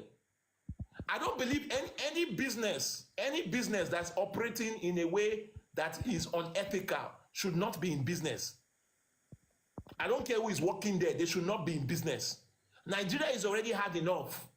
If you're a bank that is stealing people's money, you should not be in business. If we had the proper regulations in place, people like GT Bank would already be under investigation by the government.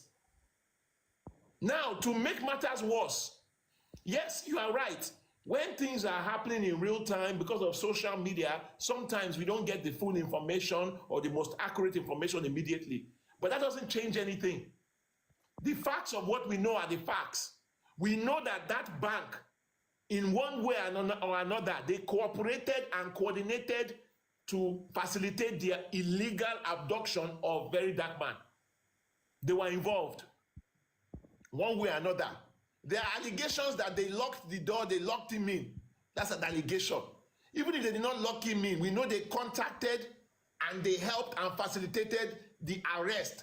And because that arrest, the beating and whatever was done to him is unlawful and illegal, is on that basis that his own lawyer is telling you they're going to file a violation of human rights agreement against GT Bank.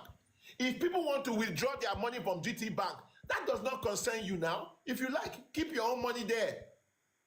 You cannot stop people from standing with somebody who has stood with them and who they feel represents them just because you don't agree. That's your own right not to agree.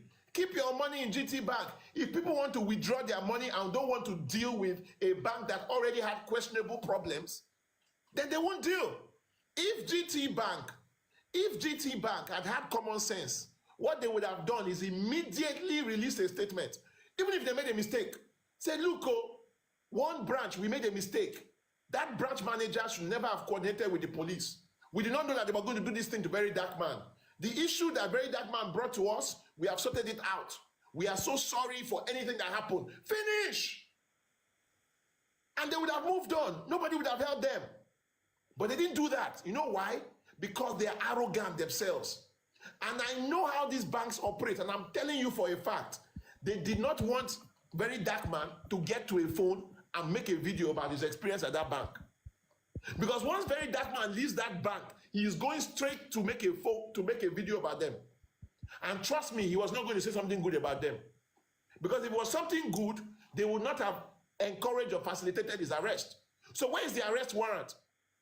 Look, we cannot live in a lawless society and you expect everybody just to be taking the beating, taking the harassment every day, and just keep quiet. Where is that? The bank should be able to come out and say, look, this was the arrest warrant that we were presented. This was what happened. This thing happened on Friday, Saturday, Sunday. They managed to send information out that they might not be opening, but they could not release a statement about this. Very Dark Man's mother was their customer. At a minimum, they can release a statement about that. They have not released any statement. So look, whether you are a bank, whether you are a business, you have a corporate social responsibility to your customers. You have a fiduciary responsibility to your customers. And if the customers want to break the relationship, it's their right. It is their right to do it. You cannot come and say you don't think people should be chasing the bank because there are some good people that are working there. Yeah, so what? There are also some good people working at EFCC. There are also some good people working for the police. There are also some good people working for the Nigerian government.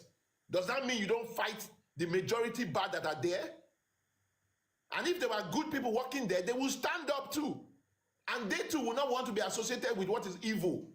You see, we have to be in the habit of speaking out. What is wrong is wrong.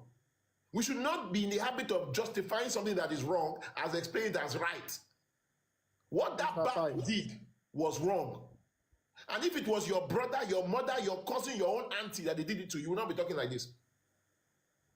Sometimes we lack empathy. We lack empathy because that thing has not happened to us.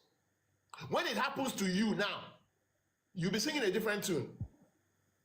And I've also, seen it we before. lacked empathy. We had somebody here that was justifying a behavior. The day the behavior came to his doorstep, he was as Machiavelli, he was angrier than everybody here. We could not even control his anger because he came to his doorstep. Exactly. So my point is, look, at the end of the day, GTB, they are culpable. They are responsible. They have had enough time to release a statement. And they might still do it. They may not do it. But people also have the right to act. Here's the problem. You cannot beat people. And then you say they cannot protest. You say they cannot respond. You say they should wait for the law. You say, come on now. They talk. You say it's cyberbullying. It's cyber this one. They go on the street to peacefully protest. You buy them. Now they are withdrawing their money from bank. It's problem. So what do you want the Nigerian people to do? They should just take the suffering, take the beating, and just shut up. And be suffering. All of us spy here together. It doesn't make any sense now. People have the right to do whatever they feel is legally and peacefully an act of protest. If you want to withdraw your money, withdraw your money. It is your right. It is your money after all. Does the money belong to GT Bank? It's your money. If GT Bank shuts down, there are other banks there. The world will not end. Nigeria will not end because a useless, foolish bank shuts down. D1 is just passion. I'm not angry with you. It's just passion. I'm angry with your summation, yes, but not you personally. I don't know you. So, you want to say something? Go ahead, and then we'll go to the next person. Let me just round up then. You can wrap up, and then we'll go to everyone, ever young. Go ahead. This thing is, I actually get your point, but it is much easier for you to say when you don't have people that work there personally. That's what I feel. So when we are talking, you said something about empathy. If actually you have empathy, you won't. Your main focus won't actually be that, okay, the bank should run down. Okay, now I'm putting it to you now that, have you ever seen any VDM followers saying that, oh, because I cannot hear you well. Okay. I want to respond to you, but I cannot hear you well. Have you ever seen any VDM followers that said, oh, because they arrested VDM? Are you using an earpiece? I'm calling directly on my phone. Okay, speak up and put the microphone louder so I can hear you.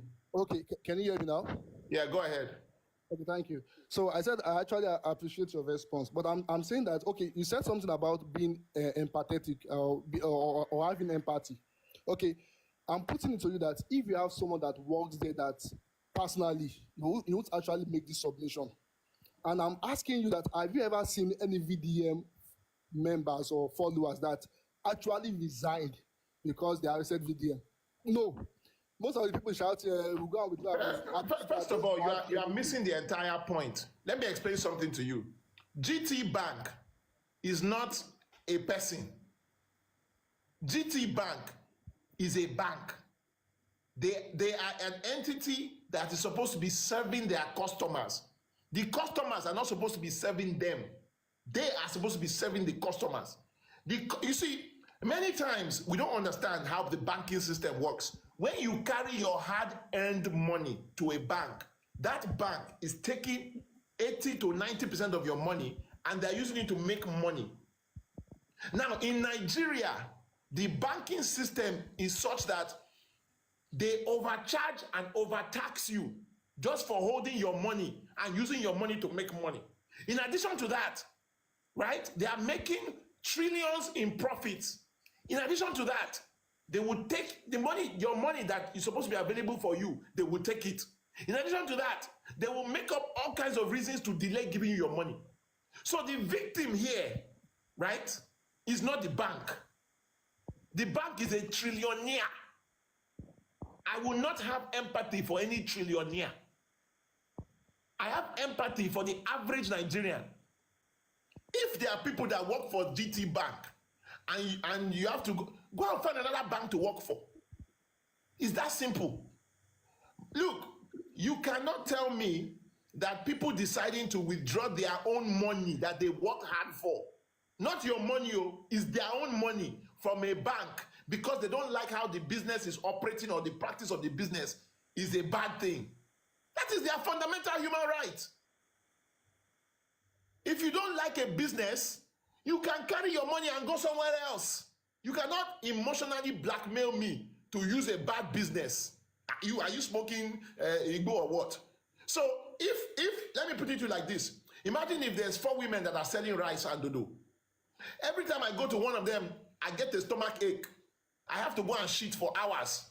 You now tell me, you should be going to buy the rice from the one that has stomach ache because she has 3 children and her husband just died last week. So I should be getting diarrhea buying bad rice because I want to support her children and her 3 families and her 3 children and her family. So we should be going to a bank that is already producing bad service that you can get arrested and they will call police because we want to support some people that are working there. Does that make sense? Sometimes when we make arguments, we should make it intellectually and logically. Mr. Tai. Sense. It is your money. You worked hard for that money. It is your own decision to put your money anywhere you like. Let me explain something to you. Do you know that when you put your money in a bank, you are the one doing the bank a favor? The bank is not helping you. You are helping the bank. Because out of that arrangement, the bank is gaining more than you. The bank is gaining more than you if you don't know.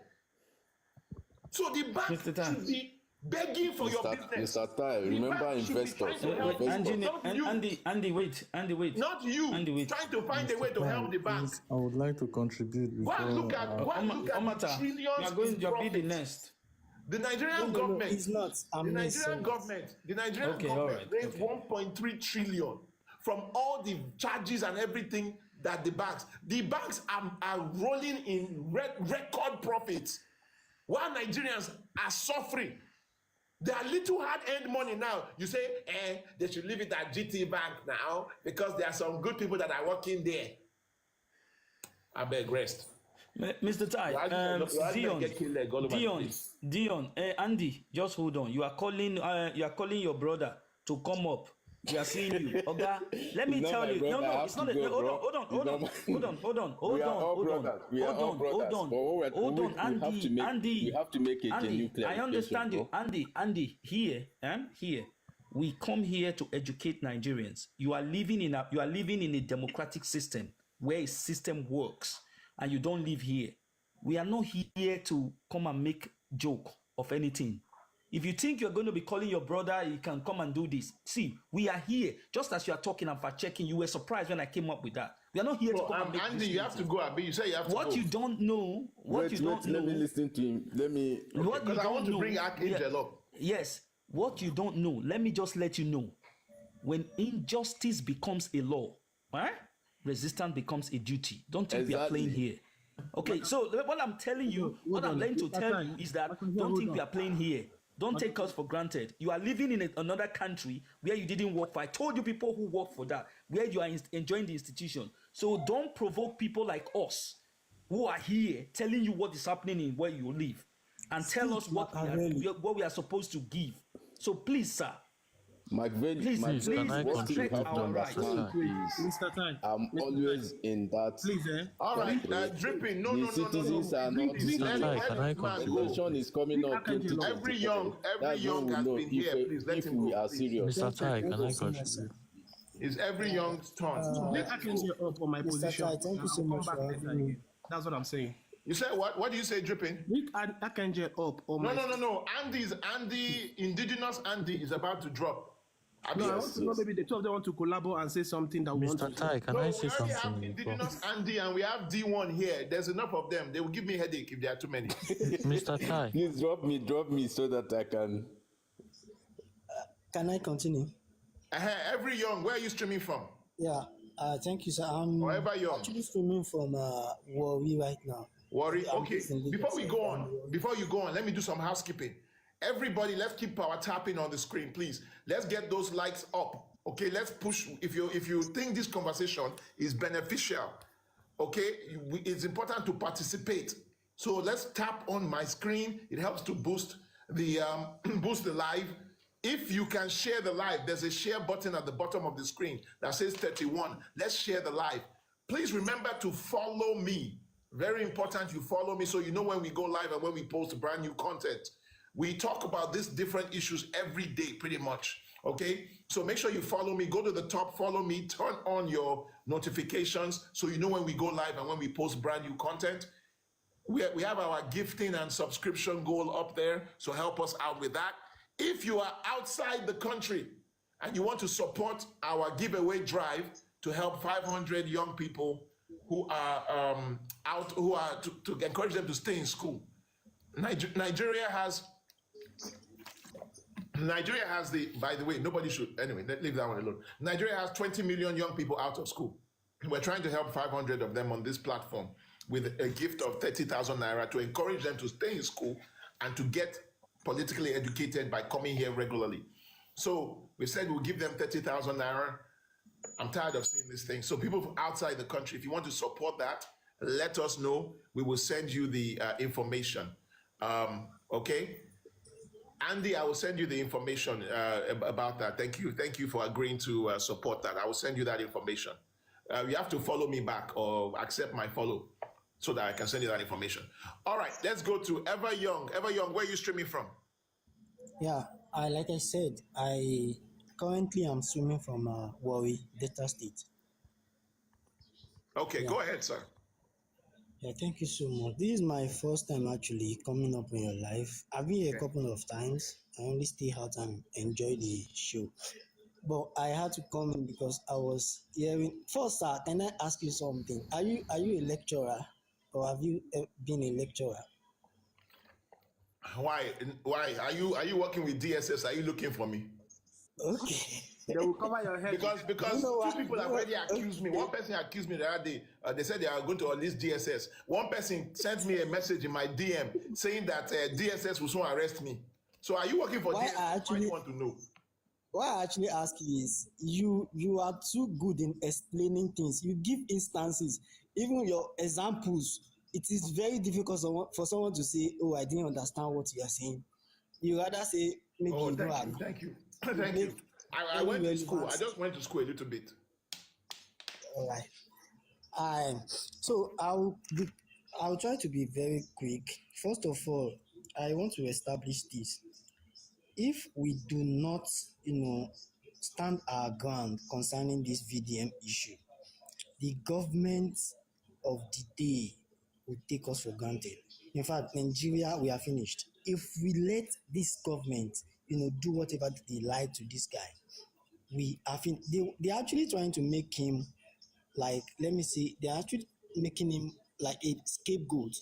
They want to use him to deter other people that have any fire at all, any aim to fight for the common people or stand up for people's human rights. Because if you look closely, there is this I feel like there is this mission the EFCC are on, and this mission is exactly what VDM have been fighting against. He has been the one that has opened a lot of people's eye to the fact that big men cannot just come and be harassing you with police, because this is something that has been happening in our society for a long time. Big men will just, most especially to young people, they will just send police, harass you, do anything, and people will forget about it. Nobody will mention it. But since this guy has come out. He has been one of the few people that have been pointing that you cannot just be arresting people, harassing people anyhow. These things need to be done, with civic. So that being said, we need to really stand up for this guy. This is the time that we need to pay him back. He has done a lot. Maybe he did not do for every one of us, but for the people he has done for, even though I've never partake from his goodness, at least I've been happy. I've had joy in my heart that this guy has helped people. That's first. Second thing, we need to make GT Bank a scapegoat as well. GT Bank is not our problem in Nigeria, right? But I feel like if GT Bank can go down for this, then the government will know that when we set our sight on something, when we say we don't want something, then we have the power. They will understand that the power belongs to the people. That is the main reason why we need to let GT know that they cannot do that to Nigerians. They cannot violate our rights in solidarity with corrupt leaders. Because I feel like this is like a trap. Even some people have been making speculations that the whole account deduction thing for his mother was a trap in the first place. And we can only agree less, because for them to even I also heard that they made calls, so we don't know how to. Now his close friend is giving us updates that are scary. He's telling us things that, making us feel unrest. See, if you check the antecedents of the current government, we know they are used to this thing. They like to silence oppositions. They did the same thing to Dele Farotimi. He has not been as active as he used to be anymore. Now, we can only imagine what they are doing to people right now. We can only imagine what I watched a video of Lucky Udu, one of the content creators. He said, Ever Young, are you a professor? I'm not even a graduate. I dropped out. Hey, you see, you don't have to go to school to have brain. Go ahead. So I watched one of Lucky Udu's posts. He was giving information about the different types of tortures that these people administer to their to people they arrest. And normally, I feel like they wanted to unalive this guy, but because they cannot do that again, definitely they cannot do that. They are going to try and do some very, very bad thing to him. So we can only imagine what he's going to in there. They will mess with his mental capacity. They know this guy is very, very, very strong. They want to break him. And this is why we must stand up for him. We must not let this, because if DVDM comes back and stop doing what he does, Nigeria is on a long team. Before we see another VDM, it could take time. That's what I feel normally. Now, I want to talk to some people that are saying he is rude. Maybe the method. Hello, can you guys hear me? The network. They are saying we can hear you. Network. Okay. They are saying he's rude. His method of approaching issues, that is abuses political office. Now, I want to say this. We can always. I think we can agree that a lot of people, due to the situation of the country and the corrupt practices of our leaders, it has made a lot of people to react to these things in different ways. Some people have resorted in carrying arms. Some people have become fraudsters. Yes, that's just the truth. We might say we cannot justify some things because of the government, but some people have become what they never ever thought they could be. Some parents do not have the right to to instill moral values in their children, because it's the children that go house and bring food for them, and whatever the children do, they have no choice than to support that child. So this situation that these corrupt people are putting us has given people different angles to dealing with it. And for VDM, I feel like this is his own way of dealing with that corrupt practices from these people, because he could have easily been a bandit guy. He could have been a bandit leader. maybe he lives in the north now, and nobody will even arrest him. They will declare him. How many kidnappers if they don't catch, except from that Evans guy? He will just be making his money. But the fact that he choose to vent his anger in this method, me as a person, I can only applaud him. So that is rude. Is just that I don't even see any. He talked about Abigail Dabiri. He said he was disrespectful. Okay, fine. But was he saying the truth? Yes. Someone can be disrespectful while you are saying the truth. That is very, very acceptable. So this case now, we cannot start, referring to things he didn't do right, or he should have done right, and use it to justify the fact that they are abusing his own human rights. And that is why I want to tell people, no matter where you think William has gotten it wrong, no matter what you think he's doing wrong, as far as he is fighting a good cause, a right cause, at this time, he deserves our support. And that is what we must do. Thank you so much.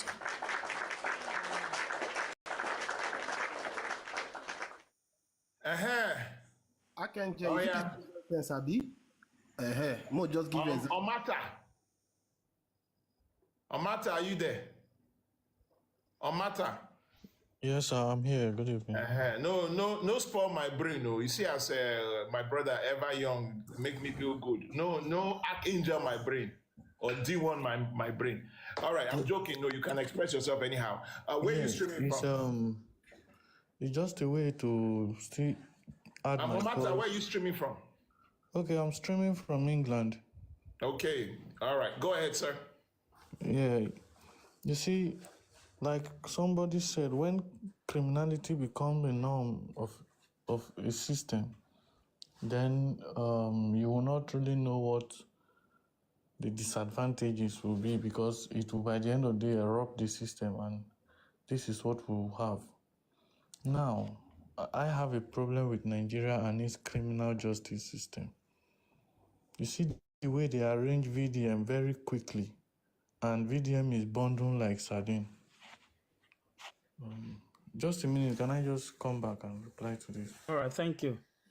Go, the next person, I think he's having to do something. All right, okay, Omata, send a request. I promise I'll bring you back up, and I'll prioritize you speaking. Is it Dripping or is it Archangel? No, Lagos boy. Is it not Lagos person first? No, Lagos boy has gone now. Oh, no, he has. When we come back another round, he can talk again. But it's either you or Archangel. Who should go first? Archangel can never go first before me now. Look, I will help you to preserve your peace for just few more minutes. Oh yeah, Dripping, go ahead. And then Archangel. Because you know Archangel is going to raise everybody's blood pressure. Okay. See, I beg, I don't know how to beg you guys, you guys should just give us 1 week to remove our money from that account before you do anything you want to do. Please, 1 week, just 1 week, please, we beg.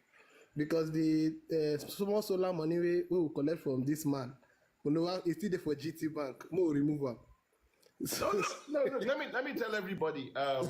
GT Bank is going to probably at some point on Monday or Tuesday they will release a statement. And a part of the statement, they will apologize a little bit. And I'm predicting this because no bank can afford a run on the bank.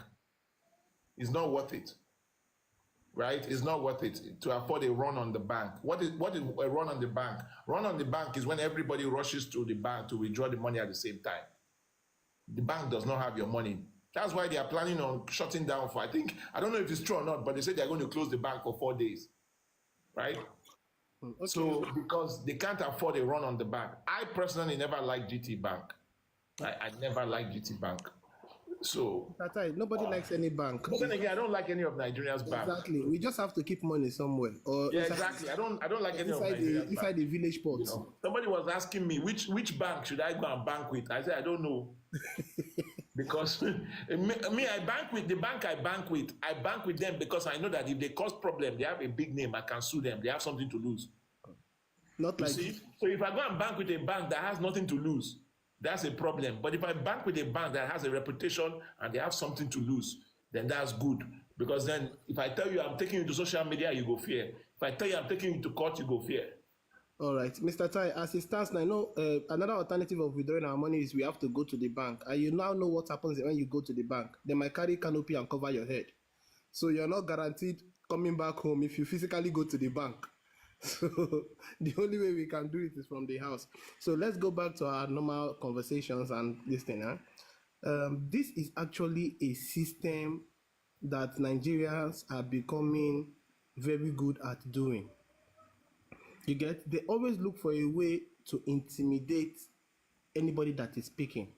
And once you have a voice and they sense the fact that you have a voice, the first attempt they tend to do to you, if they try by law and they find out that you understand the law, the next one they will take up is they will now start looking for a way to intimidate you.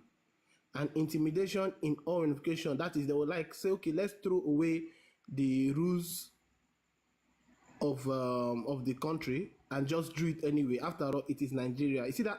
After all, it is Nigeria. Anything goes. Anything goes in the sense that they can adopt you anytime, feeling that they have the ultimate power on every issue. They're so far so good. Everybody knows that the truth is bitter. Like one of our friends here says, he speaks to the truth, and we might not like the truth. So that's what happened right now. So now VDM has been speaking to the truth, and they don't like the truth. What they had to do was cover his face with canopy and take him out. Do you understand? Which is a very wrong thing. Nigerians forces are used to. They are used to those kind of method of oppressing people when you speak, and I don't see why we. So for so long, we have actually been accommodating such rubbish. For the fact that we have been accommodating it, they now see it as a norms. But like I said, one person will break that camel back, and I pray this is the time when we break that camel back. They have tried it when they were doing NSAS protest and other protests. What they did was come out with weapons and gun down people that are actually protesting. In other words, you don't have any freedom anymore in Nigeria. As a Nigerian, there's nothing like freedom anymore. It's either you go with what we want or you stay behind. And that is not what we have to grow up with. That is not what we would have to die with. We have to look into this critically. For me, forget the fact that I still have something in that bank. If the time comes for everybody to remove and let us use them as a lesson, very easy. One bag go, another one will come up.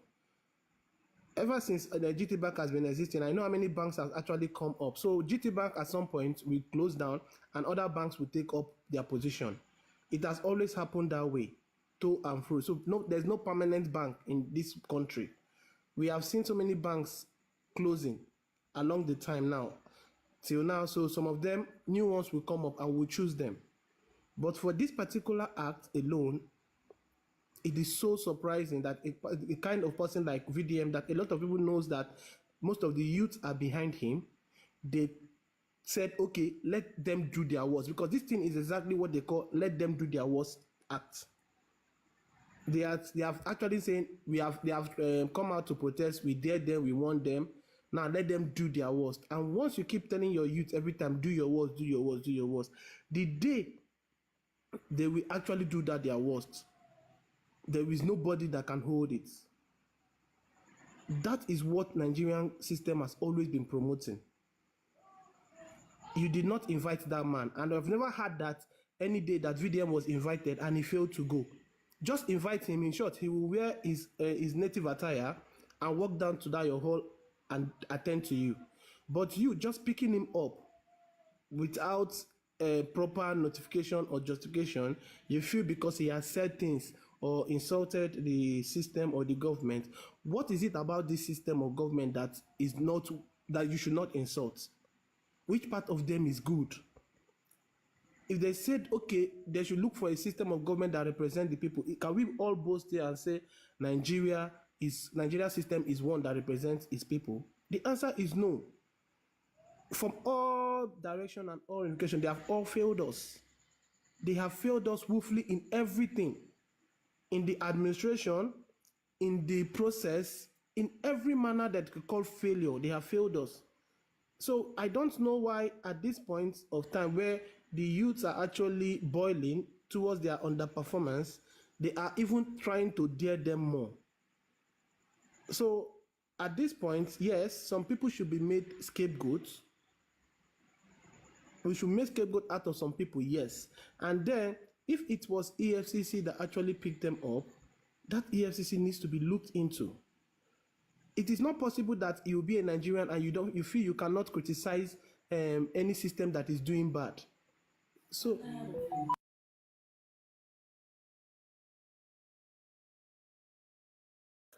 All right, I think you got a call. Everyone, let's power tap on the screen.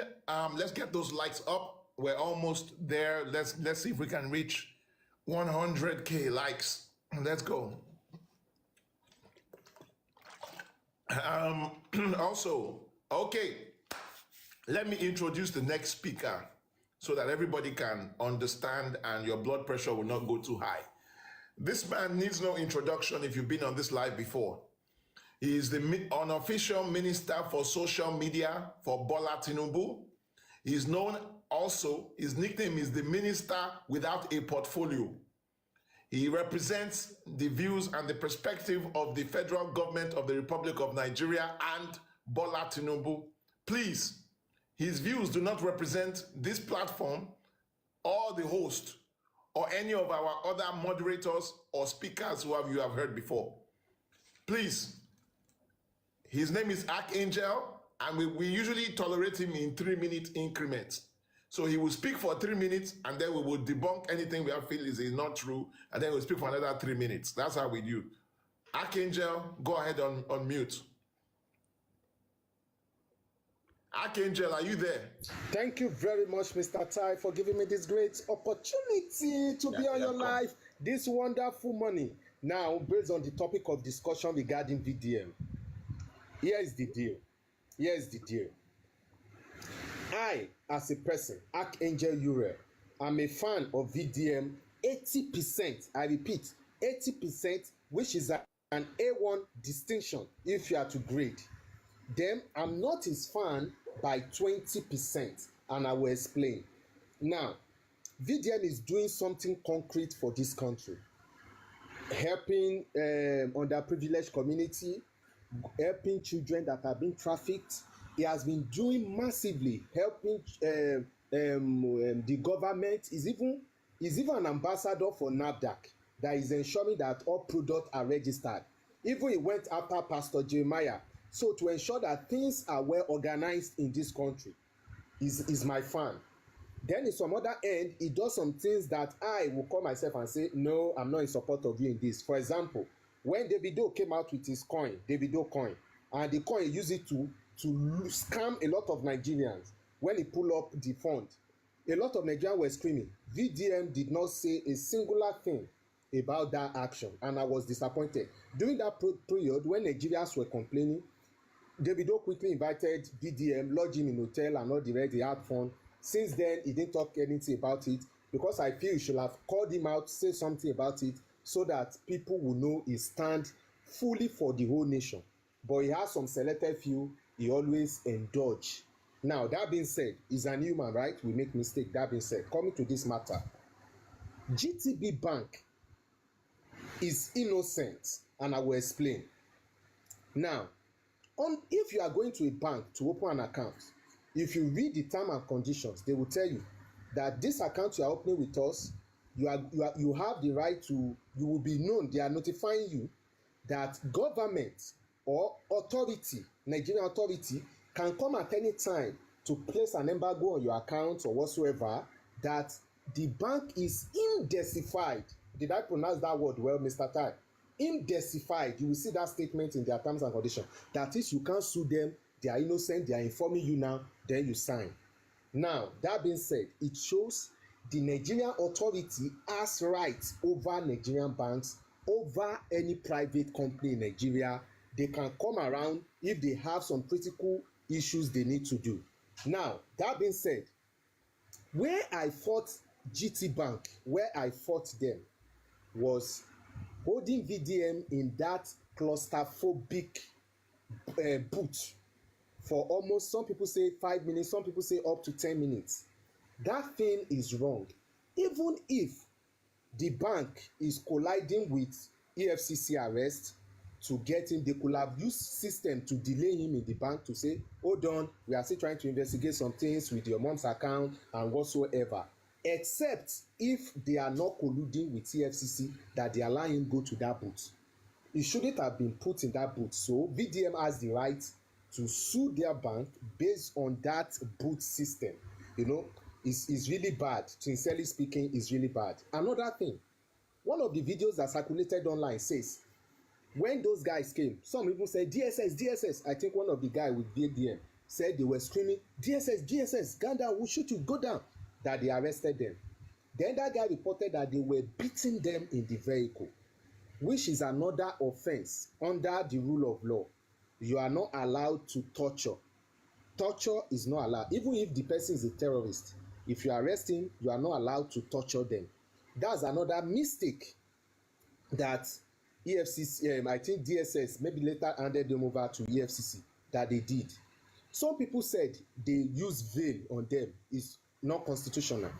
No, they can use veil maybe because he's a high-profile individual. If you don't know, and I tell people, VDM influence is higher than Davido influence, Wizkid influence, Burna Boy influence in Nigeria. VDM is a high-profile, influential entity in this country. You see what is happening, how people are raged regarding him. Let's imagine that they just arrest him and in the vehicle he's struggling saying, oh, they've arrested me, and people in the community are seeing. Everybody almost know VDM in Nigeria. There may be chaos. That's why sometimes they use veil to arrest high-profile individual. Another thing I want to say regarding VDM activity, VDM made a very bad mistake, a very uncalculated mistake, which I think he should be more intelligent than that based on his activity. He said, I have someone within EFCC that gives me the activity of EFCC. I repeat, VDM said in one of those videos, I have someone in EFCC giving me the activity of EFCC. That means there is a mole within EFCC working for VDM. Okay? Now, that means most of EFCC classified information is being exposed to VDM. Because VDM will tell you he has videos, he has a lot of things. That means EFCC activity is being exposed. Now, that person has committed a crime. It's a crime to leak information within the security architecture into the community to somebody. And who knows, they can prove it, even though they may be proved or not, that VDM goes to China, he reports activity of Nigeria from China, he reports activity of Nigeria from Cote d'Ivoire. They can call it espionage. They can even lay some espionage claim on him. That's not espionage. Now you're just reaching. Wrap up. You are reaching too fast. I'm coming, sir. I'm just saying. Now, with that particular mole in EFCC, is a crime. That's why you see that when they arrest him, they said they went for his phone quickly. Likely that they want to know some of the chats and whatsoever. It's not a crime, Moga. I'm coming, sir. It is a crime. What is the crime? What is the crime? The crime is colluding with a mole to discuss the activity of EFCC architecture. Okay, mention the law that is being broken. Very good. I will give you the law soon. I will give you the laws because I have to go and give you the section so that it's not a crime. It depends on the nature of the information. You see, I'm coming. Listen to what he said. Hold on. Jesus. Hold on. You didn't go to law school. Let somebody that went to school tell you about this thing. Listen, so you can educate yourself. You are using words like espionage. Espionage has nothing to do with this thing. The problem with you is you'll be doing so well and then you now overdo. First things first. What VDM said was that he has people that give him information everywhere. He did not say that they are giving him classified information. The information that he might be getting might be information that is available to the public. So he did not say, so there's no, you cannot, unless you can prove and say, this information that he presented is information that is destroying our investigation. Therefore, you should never have disclosed it, and now we'll go and arrest him. By the way, let me explain something to you. That is not even the reason EFCC picked him up. In the arrest warrant, they never said, we are going to pick him up because he's interrupting with our investigations by disclosing information that is not supposed to be disclosing. They did not say that. There's no classified information. They are not CIA. They are not intelligence. So they don't have espionage protection. So you are speculating is what you are doing. And your speculation is not based on any fact. That's why I interrupted you. You are doing so well. Mr. Tai, let me back it with the Constitution. You see, Nigerians, we don't just say things without having fact. Now, here is the point. The Constitution of the Federal Republic of Nigeria does not explicitly to finish my time. Please, can this I is a finish my fact. time? Please mute yourself. I'm not going to be the host talking only to you. interjected me. It's only the host that can interject me. Let him quickly finish. I'll give you your time back. I'm not going to. Why is Machiavelli muting me? Why is Machiavelli muting me? I don't want you to call my name. I will call your name I don't want you to call my name. You are interjecting. Let me tell you something. Let me tell you something. I'm telling you now. I have the right, and I will tell you, and I will point it out what you are doing. Now, listen. This is what I'm saying here. Now, Section 308 of the Nigerian Constitution as amended. The section is about immunity for certain stakeholder. Now, listen to the no specific section on collusion. The Nigerian Constitution doesn't have a section explicitly labeled as defined collusion. It can only be discussed in relation to potential implication for accountability and the rule of law, particularly in case involving corruption and collusion. Was he colluding here? Did he call anybody name? Now, here is the point that you have to know if there's a collusion here. Now, let us go back. Nigerian, did you see the video where the foreign national was actually giving money into our security officers? That can be classed as a collusion because we don't even know who that individual is, and it's a foreign national. So you can't be talking about something that does not actually equate to something like this.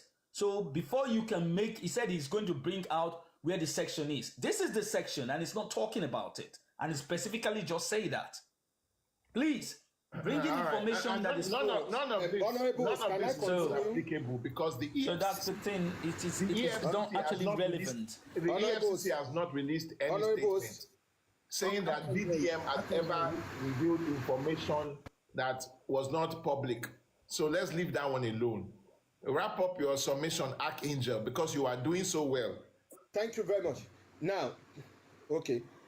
Now, thank you very much, Mr. Tai. So I don't listen to people who said Traore has no debt. He has cleared all the debt of Burkina Faso, whereas they still hold IMF and World Bank loans. So I don't listen to people like that. And he was saying his fact when he was reading it the other day. That's Machiavelli. I always call his name Machiavelli. Now, let me go back to please, can you give us the facts, please? Can you give us the facts where it is? And I have my own fact to back it up. Bring yours. That they are you not don't owing, even, that they are you not don't owing, even know that anything. they are not owing.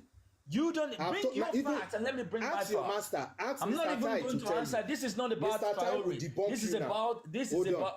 What is Tai going to debunk me about? This is not Traore. Mr. Tai is your lord. You are not going to. You are not going to be misleading Nigerians. Just let me finish. Speaks on the fact. Mr. Tai, can you control your disciple? He's not my disciple. He's not. I'm not his disciple. Moderator. This is Machiavelli, and I'm. So the more you insult I am a bona fide citizen of the Federal Republic of Nigeria, and I will speak to it, and I will be debunking your so-called nonsense lies of your Vuvuzela. You go and stir up the soup, and you're wondering why he's burning you.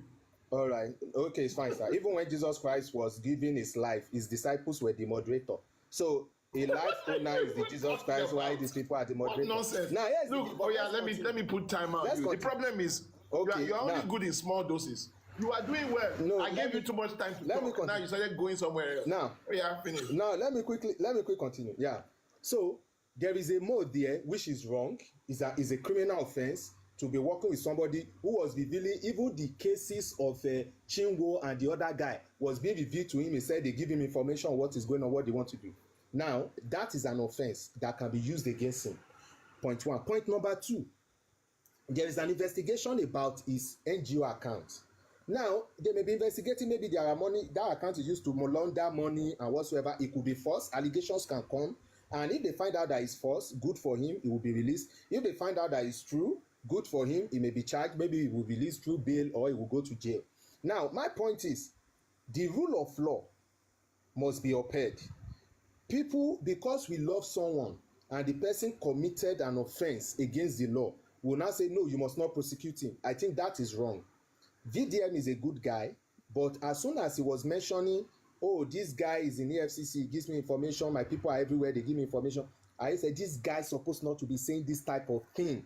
It is wrong because people who determine classified information, right, when it comes to classified information, NSA may discuss some classified information with EFCC, it still remain classified. And when this Mo go and discuss it with VDM and it's out there, that means it's a breach of classified documents, which will result to an espionage. Okay, Akinjo, you crossed over into. You don't know if there is no classified. There is no classified. There's no. That's what I'm saying. EFCC has not made that statement. There is no thing like classified information. Let me round up in 1 minute. There is nothing like classified information. No, round up, Mr. Tai. Let me round up in 1 minute. No, you have Let me round up in 1 minute. You have done that. He has come, engineer without sight. Now, let me round up in 1 minute. Just 1 minute. Okay, wait, now, dripping. Chebi, you spoke now. Did I interject you? I don't know. Now, in 1 minute, just permit me. Here's the deal. EFCC has not come up with any. They show warrants, which VDM lawyer, what's his name again? And by the way, the warrant had nothing to do with any of the things you are speculating. The warrant had to do with cyber stalking and cyber bullying or something like that. I'm coming, sir. So all this one you are saying is just speculation. I'm coming, sir. Even his lawyer said warrant was released for his arrest, but even the warrant didn't state anything for why they arrested him. Even cyberbullying was not there. He said they didn't state anything. Was there. I'm coming, sir. He said they didn't state anything from what I read. That they didn't state anything why they arrested him. No, I read the thing. It says cyber stalking because his lawyers are speculating that he's connected with a gospel artist, Mercy Chinwe. This came from his lawyers. Okay. Now, maybe speculation. Everybody is speculating.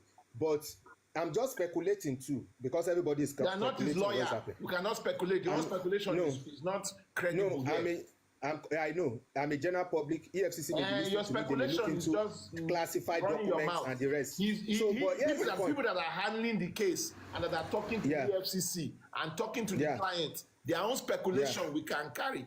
It makes sense. Your own. No problem. It does not carry anywhere. EFCC may be on your life listening to me. You need to look into that mole in your organization that is giving him information. That is a breach of our security architecture. It should not be allowed in Nigeria. Thank you. And they need to look into it. Yeah. Let's clarify what he just said about classified information. And Nigerians, please listen to this. It's a sensitive information that is revealed could harm to the nation's national security or its allies. First of all, was VDM actually mentioning things that could harm this nation? No. The answer is no. So you see, when people talk, they don't just know. There is not anything classified information. There was nothing like that. He doesn't even have access to classified information. These are top secret that is being, handled by who? Most of the top leaders in this country. And it's not even a week. Exactly. And he also said something. He said when they are arresting very important people, they actually marks them. Now let us reference to that's not true. Exactly. Let us also Yahya Bello was not marked. When they bust into people like Rochas or Korocha, his house in Maitama, he wasn't masked. So all these are lies. One that they were treating anyhow. Yes. CBN governor. I think what you guys don't understand. So at the end of the day, it was a lie. You have talked. You don't do. At the end of the day, we just debunk your lies. Machiavelli is lying. He's a liar. He said he paid no. He's a liar. Let's debunk him. Those politicians are not as high profile in respect to security like VDM. Okay. None of those politicians. VDM is not. Somebody stole 1.3 trillion naira. Exactly. Which one is more of a crime? Nigerians, somebody with cyber stalking. Ty, don't listen to crime. him. I'm talking about security concern for the arrest. Abeg, rest. It's okay. See, It's all right. You see, Ty, let us. Whenever he says things like that, you we are doing so debunk it. well, and then you just went to drive the plane. No, the point is that he said. You can't determine when I'm doing so well. You have your own bias. I'm just telling you the truth. I speak truth to power. Mr. Ty, I know you can't Mr. take Ty, it, but it's fine. Mr. Ty, don't. When he's talking, we have to debunk his lies. He actually said that VDM is one of the top people that, you know, first of all, VDM is not a chief whip. He doesn't actually own or have access to sensitive documents that actually protect this country. That is a false. Secondly, VDM is a private individual who is just walking on the street. Politicians, like people like Roka Sokorocha, they are even high profiles than even VDM. So there's all these things you are saying, it has nothing to do with it. It's just a mere jokes of you meandering and actually trying to use your vuvuzela to confuse the Nigerian people. It is a lie. Go ahead. Andy, my brother, are you there? Traore has balanced all his loan. He has cleared all the loan. Andy, are you there? People listening to you, let's just you are continue doing with them the next disservice. person. Let me just use, I was saying something before I went for calls and everything. Let me just use this 30 seconds, all right? All right, go ahead. Go ahead very quickly, and then we'll go to, is it Noah or CDEX? I don't even know which one of you. Noah than CDEX. Noah is for CDEX, then Umom. Okay. Now, you see, I don't know if Akenjo was here. What's that guy's name that was speaking earlier? That smart guy that dropped out of, that said he was a school dropout. What's his name? Every young. I can't remember his Dre. name now. I know you're talking Every young Dre. Thank you. You get? Akenjo, that guy just proved the fact that you must not go to school to be smart and intelligent. Imagine that guy said he's a dropout and you finish. You don't even go your masters. No.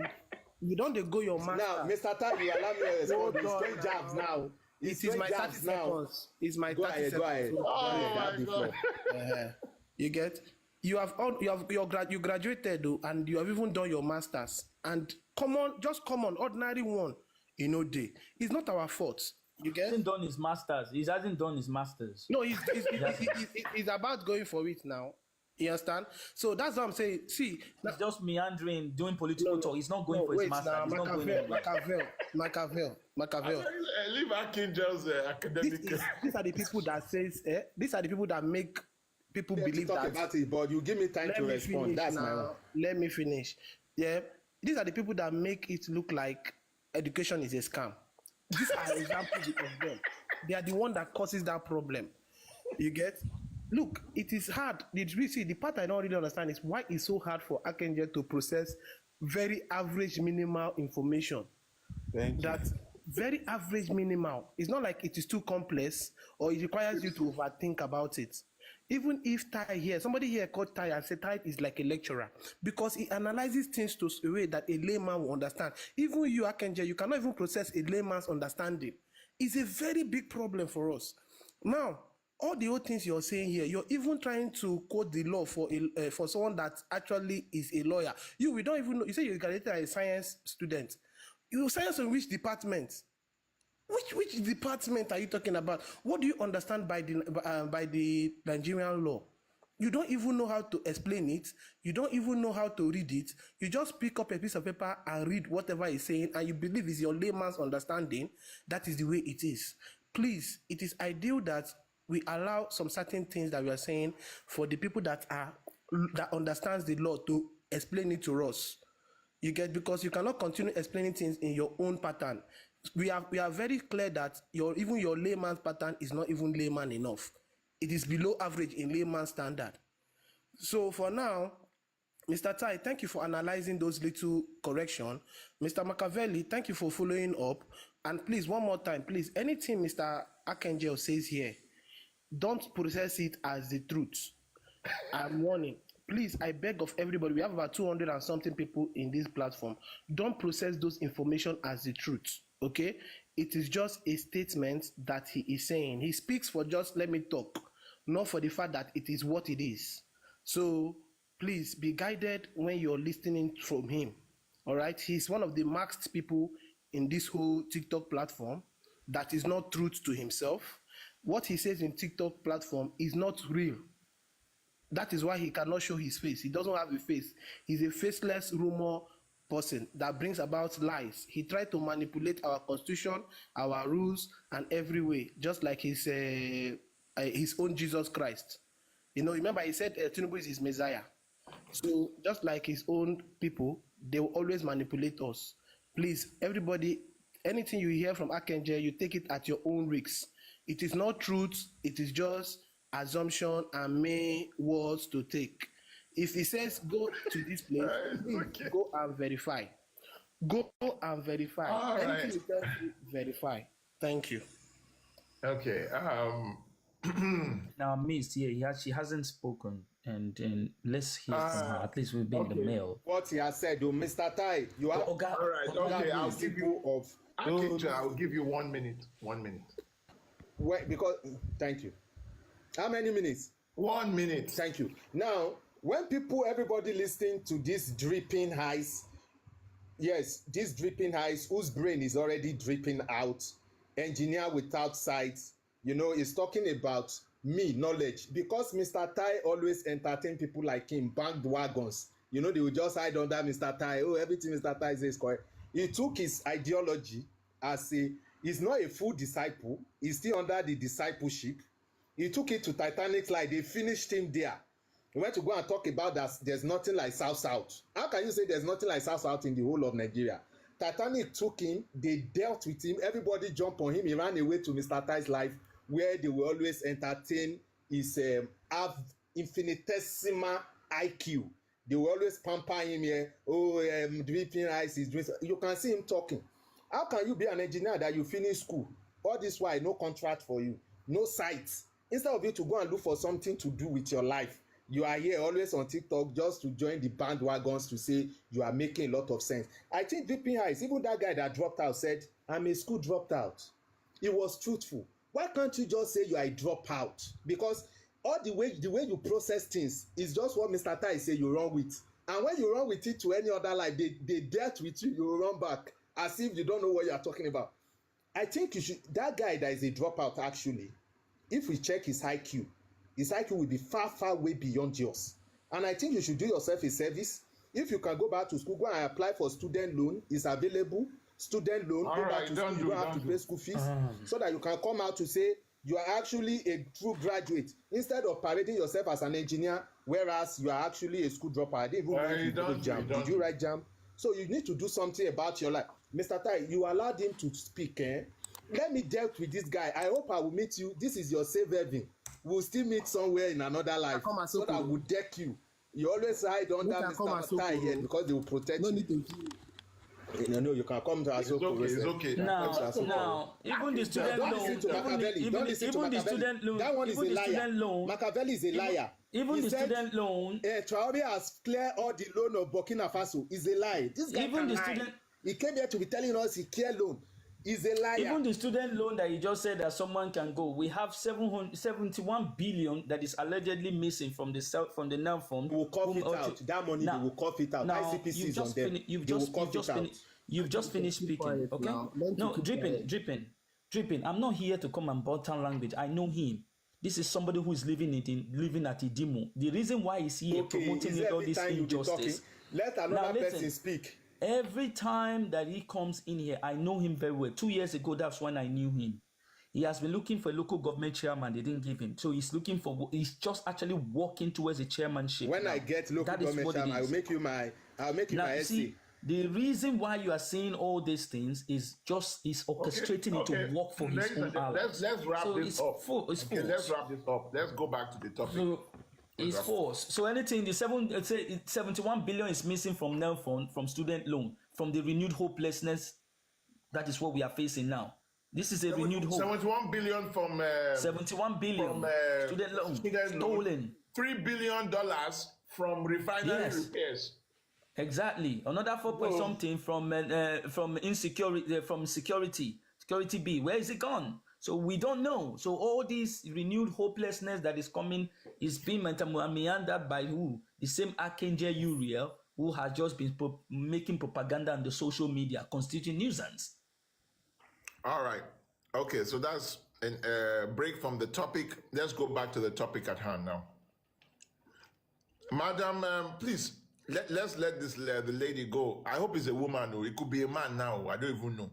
Umu Yes, it's a Sumaya. woman. That's how tell me that that's the picture of my daughter now. Umu, My name is Umu, go ahead. it's Sumaya. Oh, okay, you're a woman. Sorry. I'm so sorry. It's not my fault. People have come with female pictures on this platform, and then the next thing you know, one man will say, I'm a man. So I'm so sorry. All right, where are you streaming from? From Nigeria and Kaduna. Madam Umu, you have to speak up a little louder. Okay, I'm streaming from Kaduna, Nigerian Kaduna to be precise. Kaduna, my favorite state in the north. Please, I don't know if you're using earphones, but we cannot hear you. We are really struggling. I am not using earphone. I don't know why, but I'm not.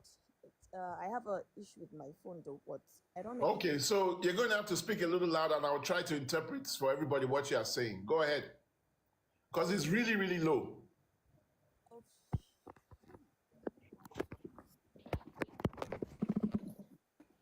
Okay, wow. We can hear. Oh, she's gone again. Okay. We'll just Madam wait. Umu. Let's go to, I think it's Bamboo. No, Cedes. Now. Yeah, we can All right, hear it's you. a Go little ahead. better, but go ahead. Okay, first and foremost, as you guys said earlier, everybody has their own opinion. So you might agree with 99.9 of what Mr. Tai and his other hosts are saying, which are correct. For me, this VDM issue, it's beyond what 50% of Nigerian can comprehend. It's beyond Messi Chiwe. It's beyond people that have beef with him. Because I just saw Coco P's post now that triggered one thing in my mind. Is about the whole politician being scared of what might be in VDM's phone, the information that VDM has on so many people, because I think information and knowledge is the key to everything. So if they have that fear that VDM have any kind of information on them, I think that might be one of the reasons why so many people may be involved in in trying to get him. Somebody make a mention of, have you seen anybody actually that withdraw their money from GT? Wallahi, I am one of them. I think the first day, that Friday, I not even let it to be even on Saturday. That Friday immediately, because I use my GT Bank for my daily contribution, all my transaction, immediately all my platform, all my group in WhatsApp, I had to go and tell them, please stop sending money to my GT. Not because my reason was not only VDM, you understand? I had issue with them. I think about 10 years ago, GT took almost my savings at that time, which up till now, it's only God that would judge me and them, because I have nobody to fight for me. You understand? So as Mr. Tai said, it's not all about VDM. GT has been doing this for a very, very long time. Everybody has their own story to tell about GT. So for me, if GT goes, as Mr. Tai said, there is other banks. You understand? The VDM is not perfect. Nobody is perfect. You might not like his approach, but you give accolades when it's deserved to, when somebody deserves it. You understand? So that is.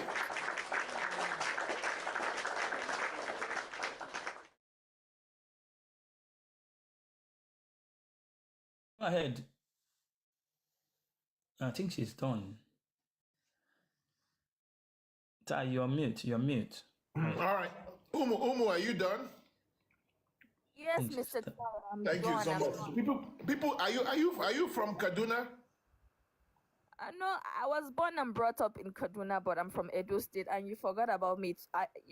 We usually do a lot of live with so many people, so it's just my new account. That is why you do not recognize me.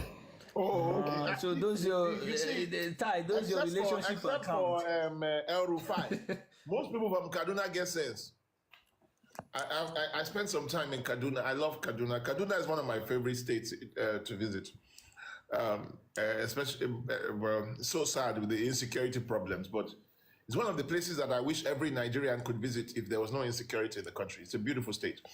All right, let's power tap and share the lives. Thank you so much for your summation. CDEX, I think you're up, and then we'll go to Bamburi, and then we can come back to Lagos Boy if he has not fallen asleep. Yeah, good morning, everyone. CDEX, where are you streaming from? I'm from Ogun State. Ogun State? Precisely. Yeah. Okay. The only state that has a man that is going to run for governor who was the former senator from Lagos. Go ahead. For sure. Mr. Tai, I must appreciate you for the good work you are doing on your platform. I really enjoy your program. I stream here like getting to 3 to 4 hours now, and I've been hearing everybody's opinion and submission as well. So there is this guy that was saying, why thinking of taking down GTB? Because GTB is offering job to our people who are good to us. But I think it's not all about a very dark man issue. If you can rethink, this is not first time with GTB. And let's also understand that this very dark man mom is not the only victim of GTB Bank, current as we are speaking. I could remember, I think 2 or 3 years ago, when Chukuma Innocent took GTB to court for takeover concerning the loan he lent out to them with agreement if they fail to pay the money, he will take over the bank. It's only then and the court know how they bury the case. About last year, there is this Akwa Ibom man that was living in Kaduna. The man died some years ago, and he left his will to the family, which the wife know all about 3 to 5 accounts which he has money. All his life says was there. This woman getting to GTB denied this man not having any account with them until this woman took the issue to Very Dark Man. When Very Dark Man got involved, GTB accepted and paid the money back, which was about 9 million naira, something, and also Access Bank. And as we are talking now, not only Very Dark Man mom, everybody, even me myself, I got angry to the extent that I went there and tell them to withdraw my money, cash at hand. I don't want any transfer. I think about some months ago now. Now I'm not using the GTB anymore. It's 000, and I don't know when I will use it again. So if we are talking of GTB, that should not be a surprise to us that GTB have fallen us. All the loan they take to people that are trying by all means frauding people to recover the money and pay their loan. We all know. So we should not be saying it's because of Very Dark Man. Where like Archangel, he say GTB they are innocent. Innocent for what? For the money they have been defrauding people up and down for years because someone come out to talk the evil they are doing on innocent citizens. GTB is not the only bank and will not remain the only bank. We have Afribank and some other bank, Diamond Bank, they went down. So if they cannot comprehend with their business, let them go down as well. And for people coming out to pick bias against someone who is working for people that did not have voice, I think this is not the right time. If you are coming out to speak bias, this is not the right time. You better go back. Like people that are talking rubbish. There is this one that is called Mr. Ben. It's only God. It's only God. Have there been someone I will see face to face? Even if he can beat me, I will rub me with saliva. Thank you. Face to face too, will you beat me or give me a hug? They don't even need to beat you. They need to go Which and put you in hug? this one. Which keep you hug? there. Somebody like you.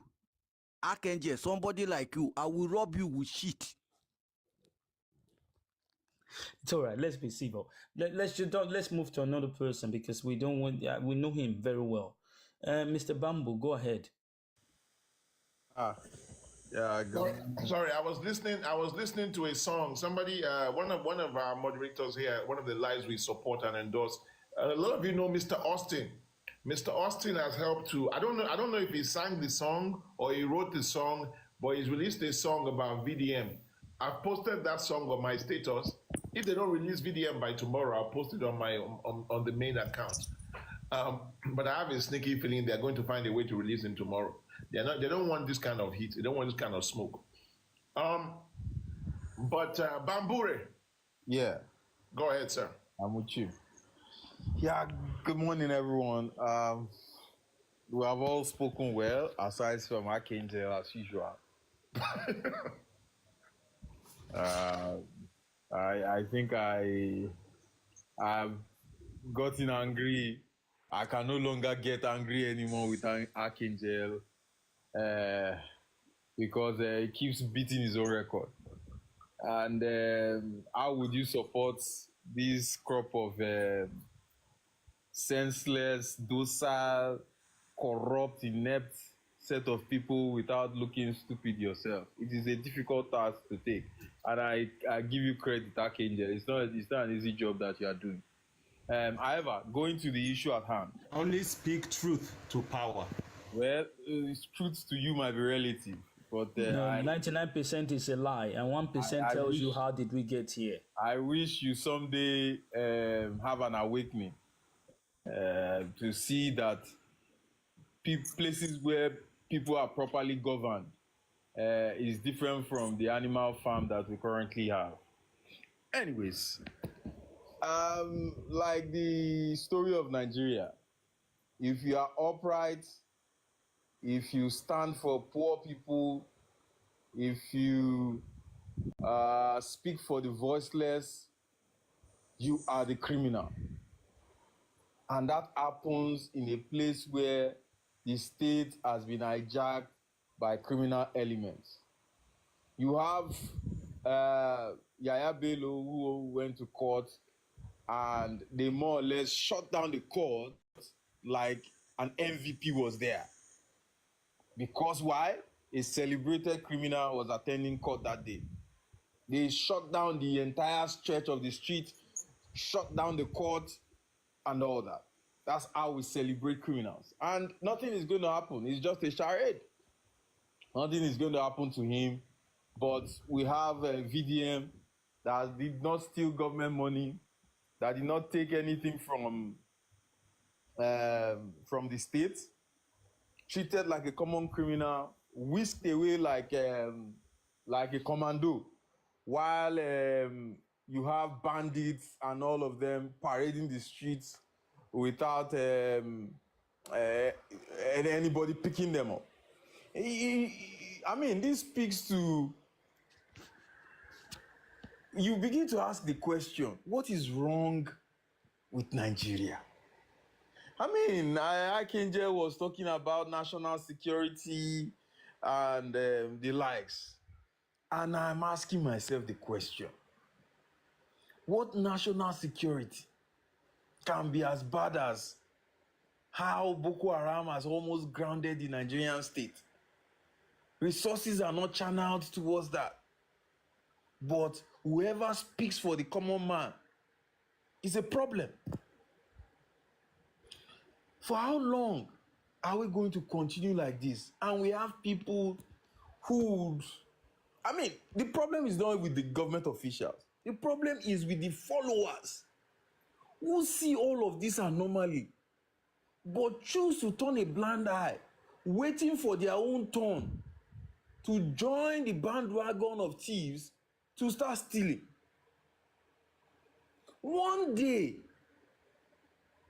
Don't they know that the psychology of man is that when you push a human being to the point where he has nowhere to go to, he will turn against you.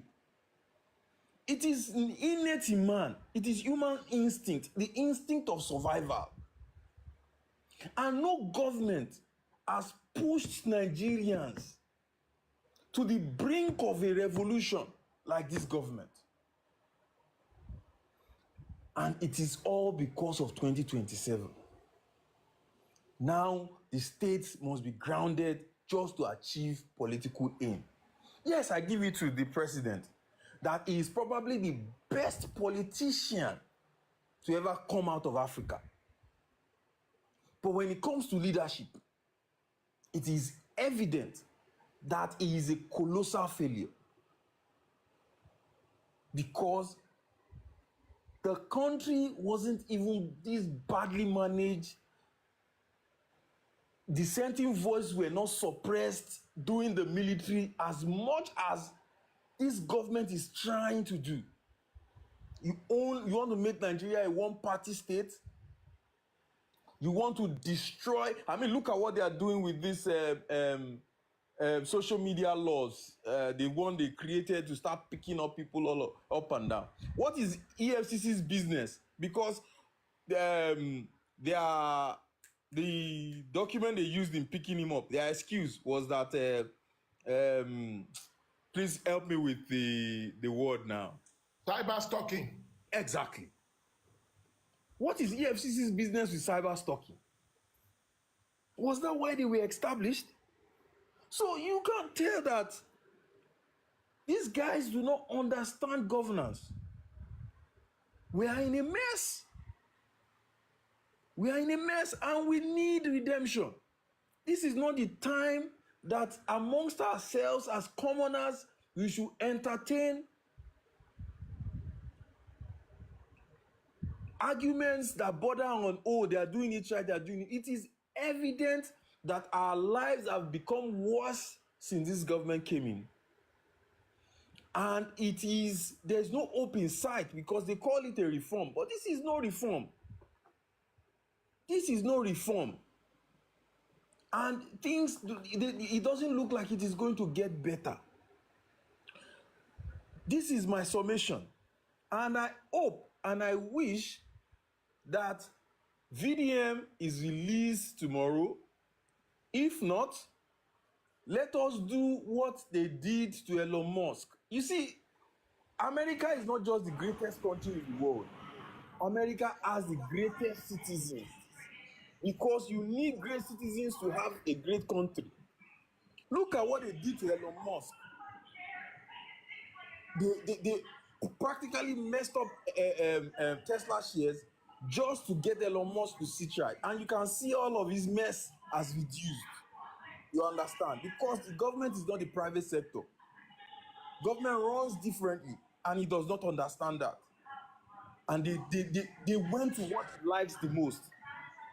They attacked it, and Elon Musk had to adjust. The same thing will apply to GT Bank because I use GT Bank, and I'm also taking my money out of GT Bank. In fact, I am also promoting boycotting GT Bank because if we all can be VDM, Nigeria will not be where it is today. What we have, which is not so much our fault, it is a fault of our culture. That is the culture of timidity, the culture of respect elders. Even if that elder does not have sense. Because we place respect on age. If we have a culture that speaks up at any point in time, we will not be where we are today. And that is my summation. Thank you so much, Mr. Tai.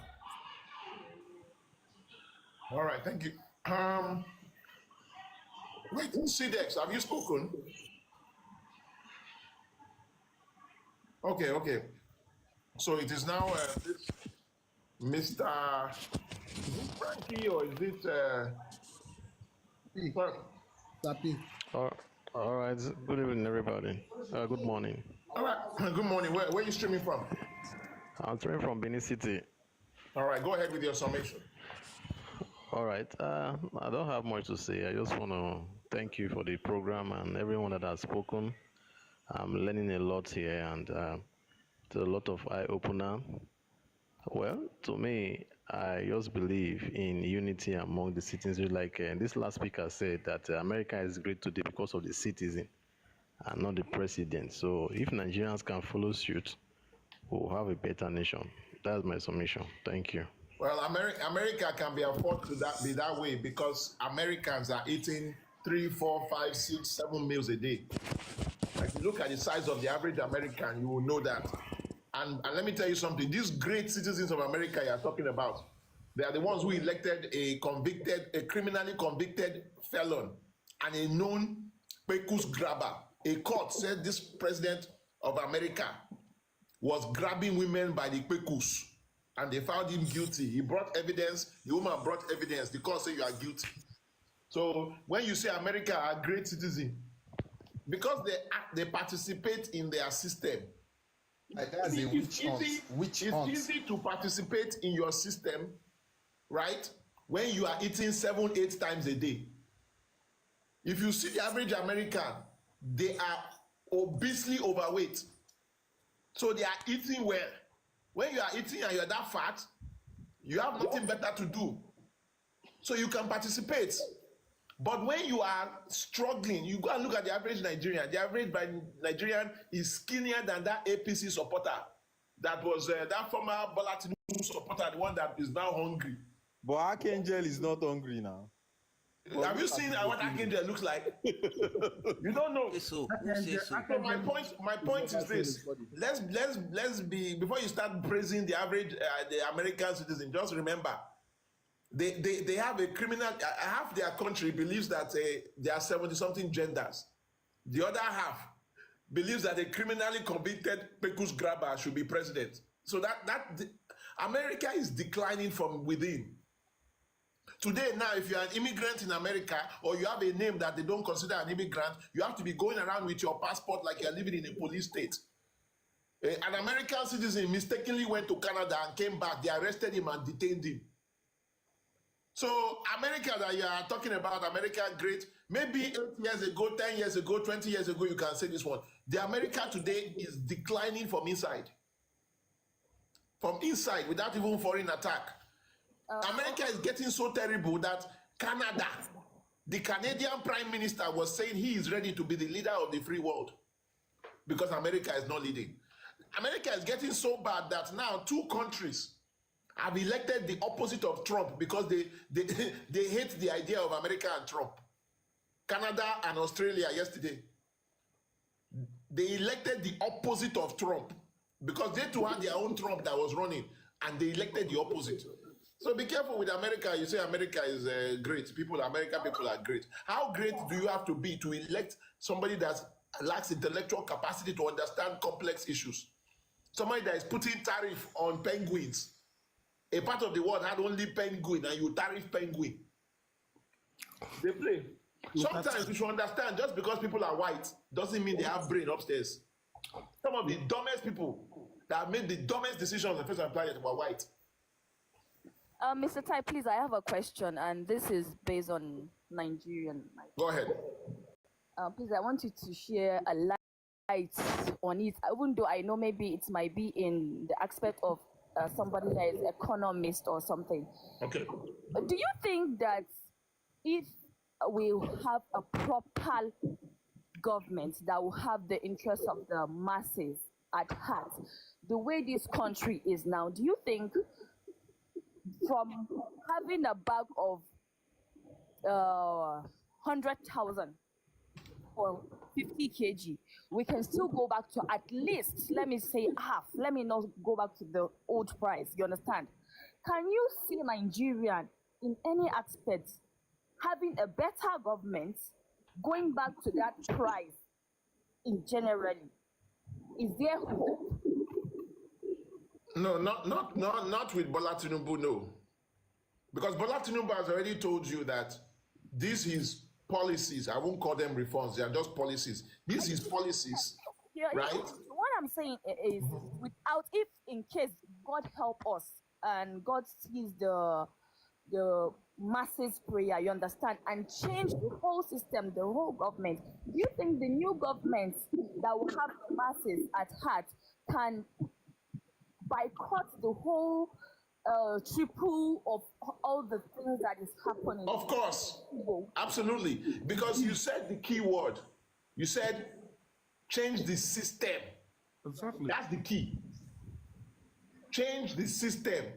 Anybody that changes the system and the structure in Nigeria, of course, everything will go down. The problem with Nigeria is not that we don't have money or we don't have resources that we can convert into finished products, or that we don't have the markets and the people, or we don't have the intellectual capacity in the people, or we don't have the... No, that's not the problem.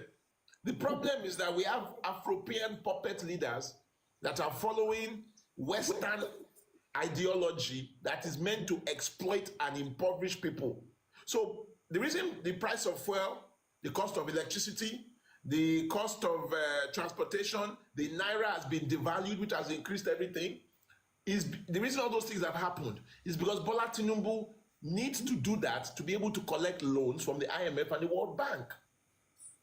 And the IMF and the World Bank, they have been giving Nigeria since Babangida administration. They've been giving Nigeria money to alleviate poverty.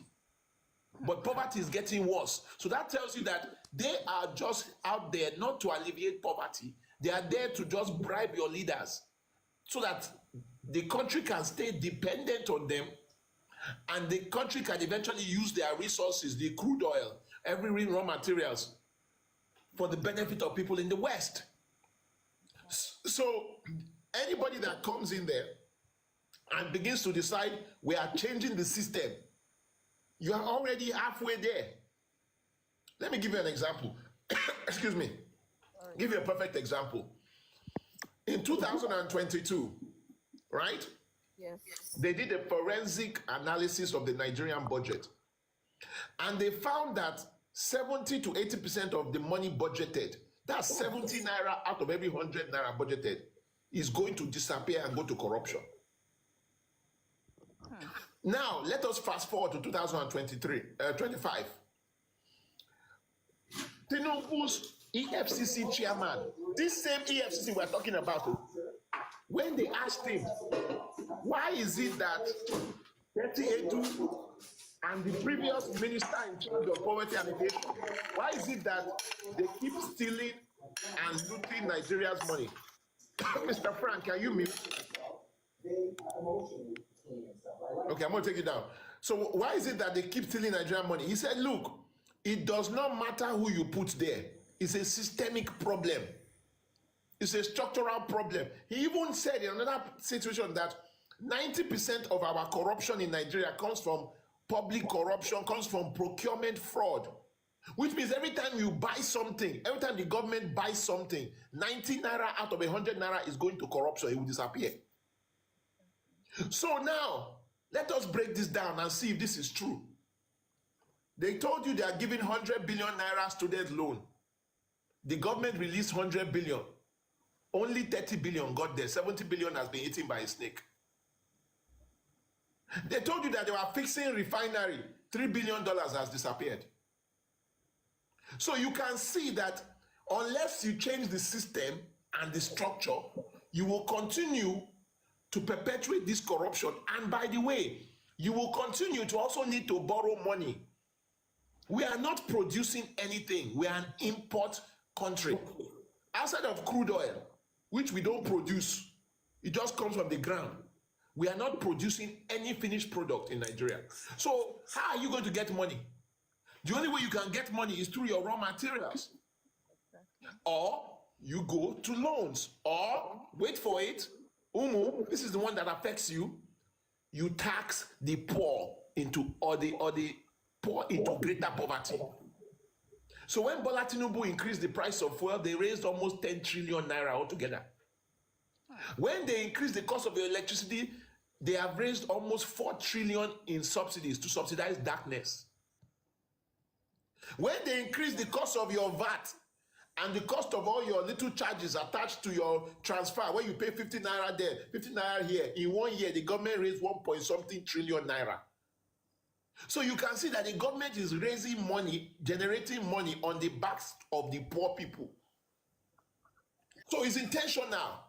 Poverty in Nigeria is not a mistake because of bad economic policy.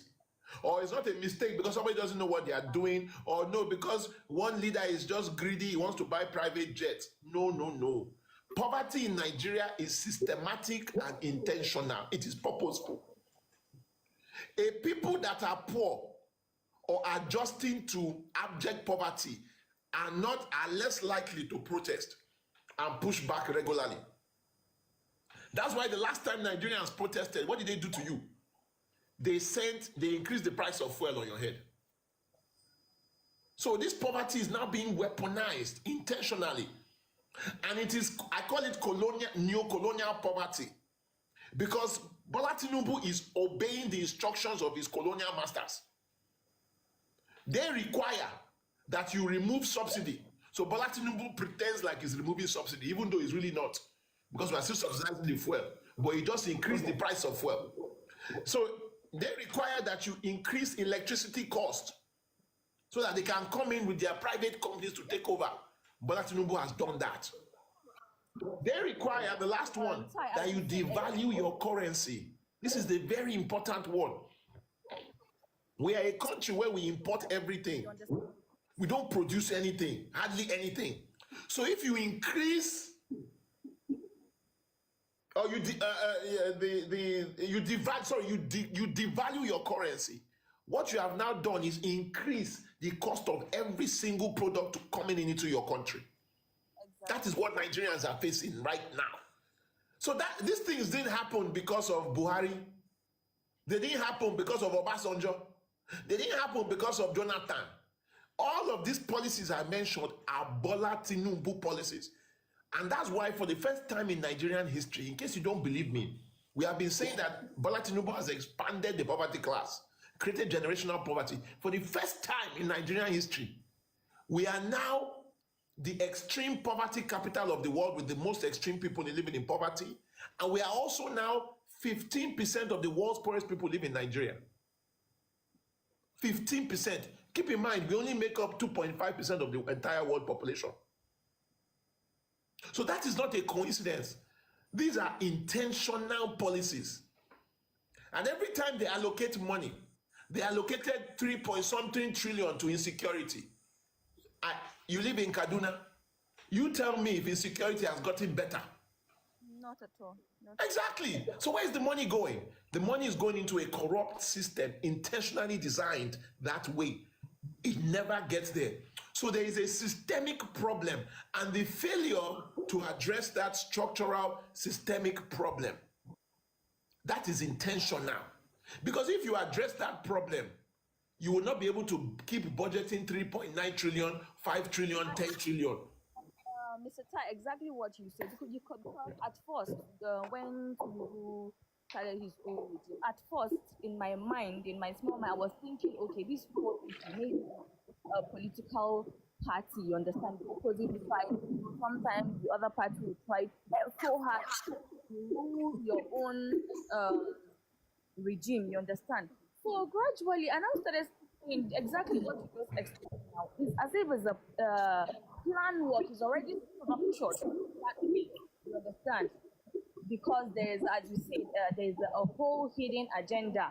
Because if I could remember vividly, as at 6 years, 5 years ago, I think if you want to install solar in your house, I think for that solar to take any kind of capacity you want, you wouldn't even spend nothing like that.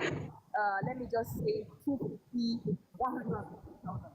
But right now, for only solar to even function with just your TV and just 2 globe, I think you spend almost more than 500 naira. 500,000. So when you're talking about maybe your freezer and other appliances, we are talking about millions. So you can see, even at that point, the solar companies and other organizations are making money out of our suffering of what? Electricity.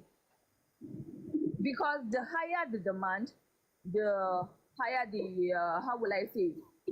Yeah. No, you are correct. So before, You are correct. nobody cares about solar. Nobody wants to even hear anything about solar. You understand? But now, even the poor man is fighting to get it. Exactly. Exactly. And is a testament. You forget that this year alone, we spent almost 4 trillion naira subsidizing electricity, paying for darkness. They literally increased your tariff by 300%, telling you that they needed to do this to provide better electricity. Yet, electricity has gotten worse. It's gotten so bad that the president himself removed himself from the national grid. For the first time in the history of Nigeria, we had 13 national grid failures. In fact, the national grid failure became so bad that they now decided to rename it. So now when the grid fails now, they will say, no, it's not national grid failure. It's a technical problem with area 5 or area this, area that. Because they didn't want everybody to keep saying national grid failure again. So they've renamed it. So these problems are intentional. And the reason I'm telling people, there's nothing to look. If the president believed that 24-hour light was around the corner, he would have left himself on the grid. What are you not saying? He would have been the #1 championing the grid. He would have been telling everybody, stay on the grid. He would have even gone to say, not only should you stay on the grid, let me now negotiate how to get a better deal for electricity, because we're now producing more for the people. So that situation. Let us go to Mr. Fran. Is it Mr. Fran or is it Sir? It's Mr. Fran. Mr. Fran, where are you streaming from, sir? If you would kindly permit me not to mention where I'm streaming from, because I'm going to be sharing some information with you. Can you tell us the continent you are in? Okay, I'm in America actually. All right, go ahead. Whoever pretends, can you hear me? I can hear you, sir. Go ahead. Whoever pretends not to understand or believe what you have said, the person is a redefined fool, a fool of the highest order. And I have no repentance to that whatsoever. Let me start somewhere. A friend of mine contested for NANS president last 2 years. They were summoned to Abuja, and one young guy called them to order, say, everybody drop for my stooge. And the stooge became the NANS president. Throughout the period of penury, when people were crying up and down, you know, I told my friend, I said, look, this guy has succeeded in taking this guy to become the next president. He's not going to say crap, not one against the government. When they were shouting up and I said he was not going to do anything. You saw that the guy went to channels. They won before they saw that last inauguration, whatever. He was praising the president's son, saying that he's the first president's son to go and be sharing food. And I look at myself, is this guy psychologically okay? The allegation that is going on right now, my brother, it is very evidential. That's part one. One of my professors then, when I was in Unica, said, the more you get to know about Nigeria, the more you get angry. By the grace of God, by the virtue of my office when I was in Nigeria, I was privileged to meet with top politicians. My brother, if I share with you what I know, it's alarming. These guys, they are vampires.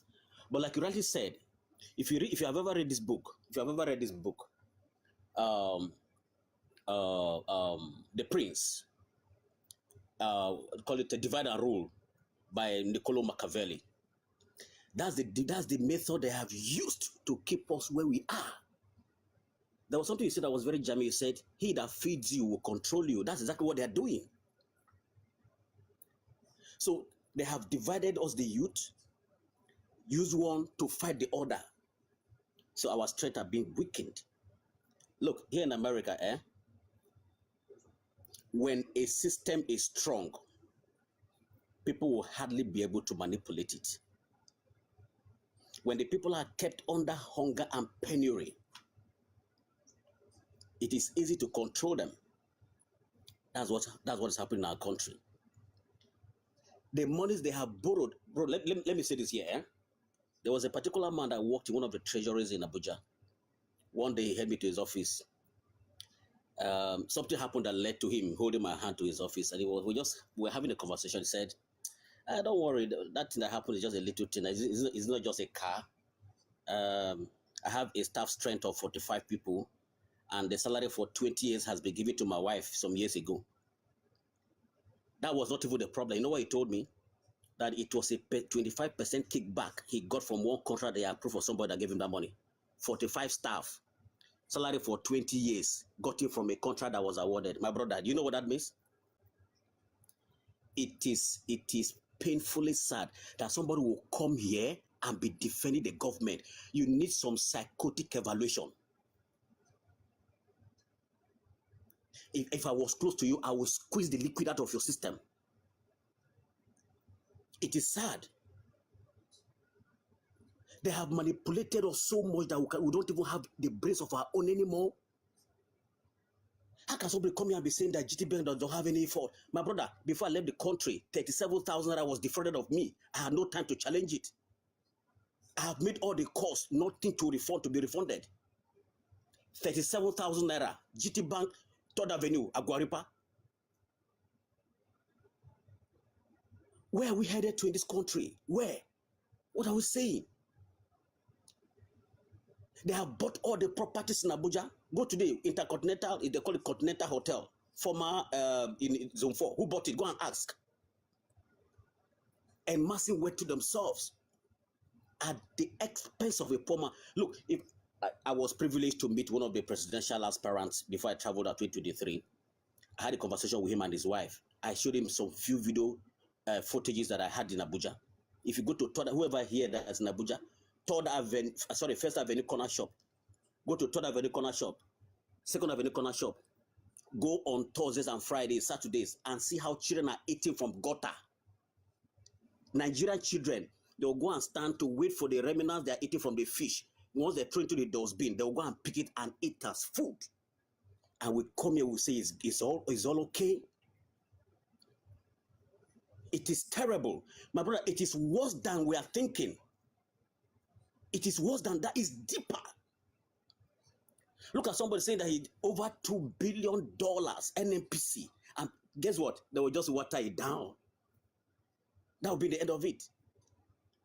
The judiciary is another story for another day. What is happening? Is this fiction or a reality?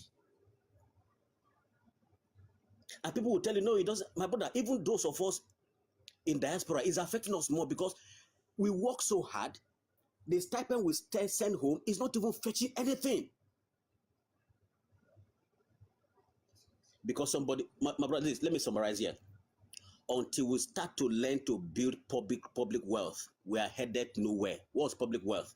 You said something that was very, very instrumental. When all you do is consumption, my brother, your naira will continue to be weak. You are not selling to earn in other foreign currencies that are above your own to challenge them. All you do is consumption. And of course, you said it clearly. Puppets is what they have chosen to bear the corridors of power. Burkina Faso guy that is challenging them to the what's happening. Your president is against him, is fighting against him. How can a reasonable president go abroad and feel cool to stay when in a particular country, his country where he leads, 2 states, within 2 to 3 weeks, hundreds of people were killed. And guess what? Human lives have just been reduced to ordinary number. You know what they say on newspaper? 50 feared dead. 50 what? They are not cows. They're not chickens. Human beings like you and I. My brother, see, when Nigeria has not happened to you, you will think it's a joke. I was staying directly behind Guarepa police station. My house was directly opposite Senator Ararome's house. To my left was a judge. To the other one, Senator Ningi's house. Armed robbers came to my house in the night. They ransacked my house with all the weapons they had. I went to the station to go and report. 4 a.m. in the morning, all the policemen were sleeping. I lodged in a complaint, all my efforts to getting my properties back, nowhere.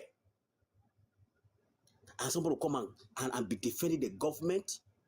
May Nigeria never happen to you. May God have mercy on you. Whoever is defending, I came halfway, but I saw the reaction that was coming up. Host, may God continue to bless you for standing strong. I listen to you every bit, and I can see the passion that you spoke from. It is unfortunate. What has VDM done? Let's even start from what has it done? When you speak the truth, they victimize you, and you feel it's cool because you're having peanuts. They have weaponized poverty. They have used religion to divide us everywhere. Let me even ask, when was the last time the vice president even spoke? The son of the president has become the vice president. Where we headed to? It is painfully painful. Sometimes when we talk, we begin to cry.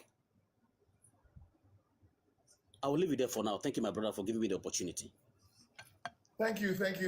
Appreciate it. All right. I believe it is it Endless Love or is it Uche Kalu? Endless Love. Endless Love. Where are you streaming from, sir? From Nigeria. All right, go ahead with your summation. Well, if I say I'm speechless, it's understatement. But I can't be tired though. But what is happening in this country is appalling, honestly. Before I came here, there is one guy I was live with, Cartoon Boy precisely. The way he was busy defending the current administration as if he was being paid, I nearly cried because I just asked him, Omo, he did this Nigeria. He was like, yeah, I'm in Nigeria. I say, Omo, you know the Nigeria. Because a lot of things he was saying was like as if he's blind. Sorry to use that word, but he is. Well, the only thing I can say is we'll keep talking. We'll not stop. Endless. Sorry to butt in. There's something you said here. Let me give you an information, from a reliable source. Yeah. Some of these guys who go on TikTok to go and defend, they are actually paid. I give you first-hand information. No, they are paid. I knew it. Go and do further investigation. They are actually being paid by their masters within the localities. It triples from the federal down to defend them. I knew they it. are paid. Because someone I told, like, okay, we are talking about these things that happen in Jos, killing of the Christian. He opened his mouth and said, just people are the people killing each other. Like as if it is not a religious something, Christian and Muslim. Like I said, bro, can you imagine? Like, can you imagine? How on earth something that you have an evidence, it is plenty, and you are still telling me that just people are the people killing each other based on a religious matter or whatever. Okay, now and I brought it down to East. Go.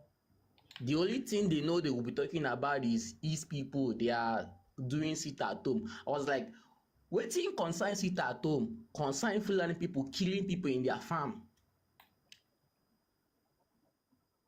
So they are trying to make us, the more you say, the less you look, but it's not possible because you know what you are speaking for. And we are not going to shut up or keep a deaf ear over it. We'll keep talking. And I pray one day, someday, something will happen. Thank you. All right, thank you.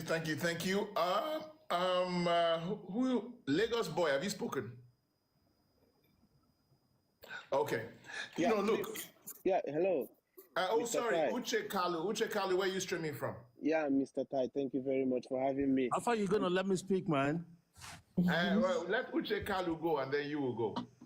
Uche Kalu, where are you streaming from? Yeah, Mr. Tai, thank you very much. I'm streaming from Poland. Poland. All right, go ahead, sir. Poland, yeah. Actually, I joined your live. I've been coming to your live, but today I joined a little bit late, and the topic on board caught my interest, like always. But then what I have to contribute is this. Nigeria have actually happened to me severally. One of which happened recently was just in December. I traveled to Nigeria, the same GT Bank. They locked me up for something I don't know actually. I just came the next day. I put the money there. I had to make transfer from Poland to Nigeria. And then when I got the alert, it has gotten to my GT Bank account. I traveled the next day. So that's just the money I hoped to use that period, yeah? Just for a period of 3 weeks or 1 month. So got into Nigeria. The next day I went to GT Bank and they arrested me. Exactly the same way they arrested this very dark man. I was just asking, what's going on? What's going on? They say, wait, sir, please, can you wait a little bit? We are trying to rectify this account. This account that I've been using I've had that account for maybe 10 years now. So, but then I don't use it frequently. I put money there because I'm coming back and I don't visit Nigeria frequently as well. So, these people, okay, sir, we are trying to rectify with all those their nonsense, you know. I had to wait until more than 3 hours. I was there with my brothers. And in one moment, their manager with white and white came there. Please, sir, can you follow us? Follow you to where? What is going on? Before you know it, the police came nearest police station. Where is this money coming from? This and that. Man, what are you guys talking about? I'm a football player. I play in Europe and I don't even visit Nigeria often. I had to put this money there because I'm coming to Nigeria to, spend the 3 weeks holidays. Do you know that I slept inside that same day?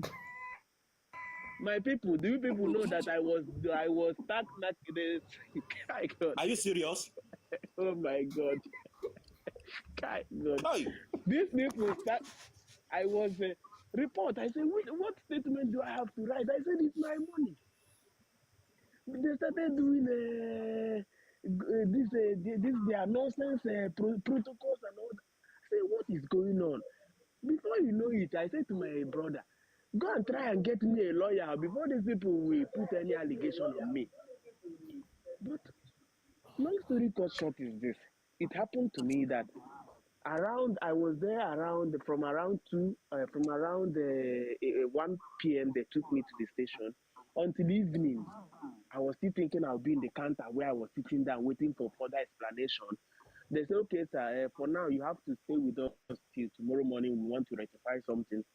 These people locked me. I was even trying to the way I was dressed nice. I thought I would go like that inside. They sent me to remove all my clothes. I turned my clothes back and my trousers. I looked like somebody. You just look at me and I ask myself, what is this? What is going on? Now, yesterday, my brother called me. Bro, there is something going on in Nigeria. I said, what is it? He said, GT Bank is having a problem. You remember that bank that disgraced you in December? I say, yes. They're having a problem and I'm planning with me and my guys. We are going there to destroy things. I have a perfect opportunity now. And I told him, bro, listen, you have to go there with 3-4 of your guys. And yeah, I don't know how many people you people are, but take some people, go there. This is a chance to destroy them too. Because Nigeria is just a nonsense place. Because of what they did to me, I'm still looking for a way to revenge. At the end of the day, they rectified me, but they suffered me. Yes? But my brother calling me to remind me of what they did to me in December, that's MGT Bank.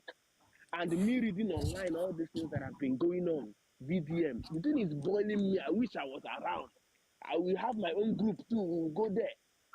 Just like people who are trying to intervene for VDM, they wouldn't know I'm also a victim. Nigeria have really smashed me also. And there's nothing you can do when Nigeria happened to you. There's nothing you can do.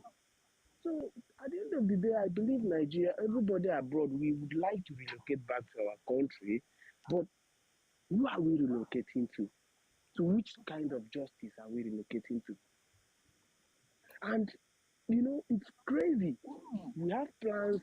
At the end of the day, every one of us, even if we want to invest in Nigeria, because not everyone wants to feel comfortable being here in Europe until ripe old age.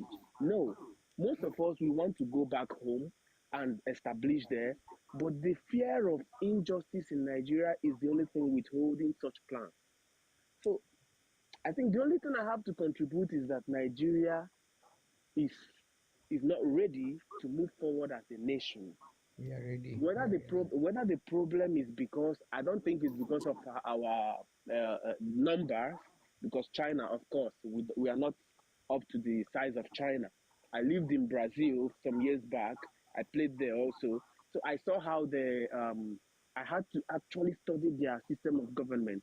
Brazil is bigger than like 5 times bigger than Nigeria, but they were doing regional government kind of. Every region is policing themselves. Every region is a government of their own. I think US does the same, if I'm not mistaken. US, the UK, India, Brazil, even the China that everybody is always talking about. Okay, so if I'm to say something, I would say if the regional policing or government isn't going to work, I think the smaller we become might actually be a way forward. I mean, I'm not trying to bring this might actually be a different topic, but it's our nation.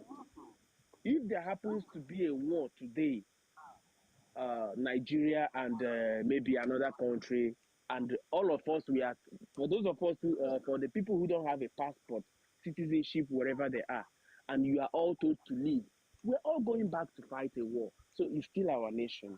What I'm trying to say is what we can do to move the country forward. Now VDM came in the out of a blue moon. He came out.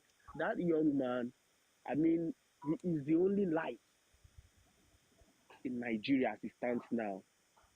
He's the one standing in between the poor and the rich, and he's not scared of anybody. But the only thing that scares me about him is that they might eliminate him for the fear of him exposing so many darkness in that country. So, what can we do also? What can the masses do to protect such a guy? Because even if I'm to say, if VDM volunteers and says, okay, in the next 4 years or in the next 3 years, I would want to run for presidency, youth, I believe the youth can make it happen. Exactly. It will look like a miracle. First of all, before you go and make VDM the next president, people are already doing it, right? People are already doing it. I always try to explain to people that a lot of people focus on the wrong things. People always focus on, oh, why are the Nigerian people not doing this? Why are the Nigerian people not doing that? Why are the Nigerian people not doing this? They should be doing this. They should be doing that. And I always explain to people that that is not how revolutions and transformational changes work in this our Nigeria. They always come from the grassroots. You cannot predict the time and the place and the when. All you can do is prepare to participate when it happens. Exactly. That's all. That's the only thing you can do. You see, we've had several mini revolutions. And by the way, let me just remind people, in case you don't know, Bola Tinubu is already the most protested president in Nigerian history. Nigerians have not protested any president in the history of the country like they have protested Tinubu in 2 years. The numbers, the data is there to back it up. So it's not like Nigerians are just sitting down doing nothing. And you have to understand, we are literally in the worst situation of poverty that we have ever experienced in the history of the country. My brother was talking about children. Look, let me tell you something. When people with tie, with suit and tie, start asking you for emergency 2K in the middle of the road, you know your problem, your country is in serious problem. Suit and tie, asking for emergency 2,000 naira to eat. When you go to some of the wealthiest neighborhoods in Nigeria, that never ever, you will never see a poor person there. They don't even let poor people beg on the road, and you see a line of beggars there. People sleeping on the road, like the road is their apartment. The road is their apartment. You know And so when IMF brings out all this data, it's confirming what we already know. The other day, remember, president of the African Development Bank, who, by the way, is a friend of Tinubu. It's not Peter Obi. It's not me. It's not anybody that hates the president. It's not anybody that is a friend of the president. He reminded everybody that Nigeria's GDP per capita is the worst it has ever been in the history of the country. Our GDP per capita in 1960 was 1,800 and something. Our GDP per capita, which is the average wealth for one citizen, is about $880 something now. Let me put that in some kind of context so you understand. In 1960, our GDP per capita was better than South Korea. Our own GDP per capita was better than South Korea. South Korea back then was maybe 800 or 700 naira per capita, dollars per capita. We were ahead of South Korea, we were ahead of India, ahead of China, ahead of Brazil. Today, fast forward, GDP per capita in South Korea is now 30,000 US dollars. 30,000 for a country that doesn't have oil, they don't have cocoa, they don't have granite, they don't have palm oil, they don't have any raw material for any product. In fact, South Korea is technically still at war with North Korea. So what happened? Let me tell you what happened. They did the opposite of what the IMF and the World Bank told them to do. They refused to devalue their currency without producing anything. They refused to privatize all their industries and not subsidize. In fact, the government started backing industries. They started backing car manufacturing.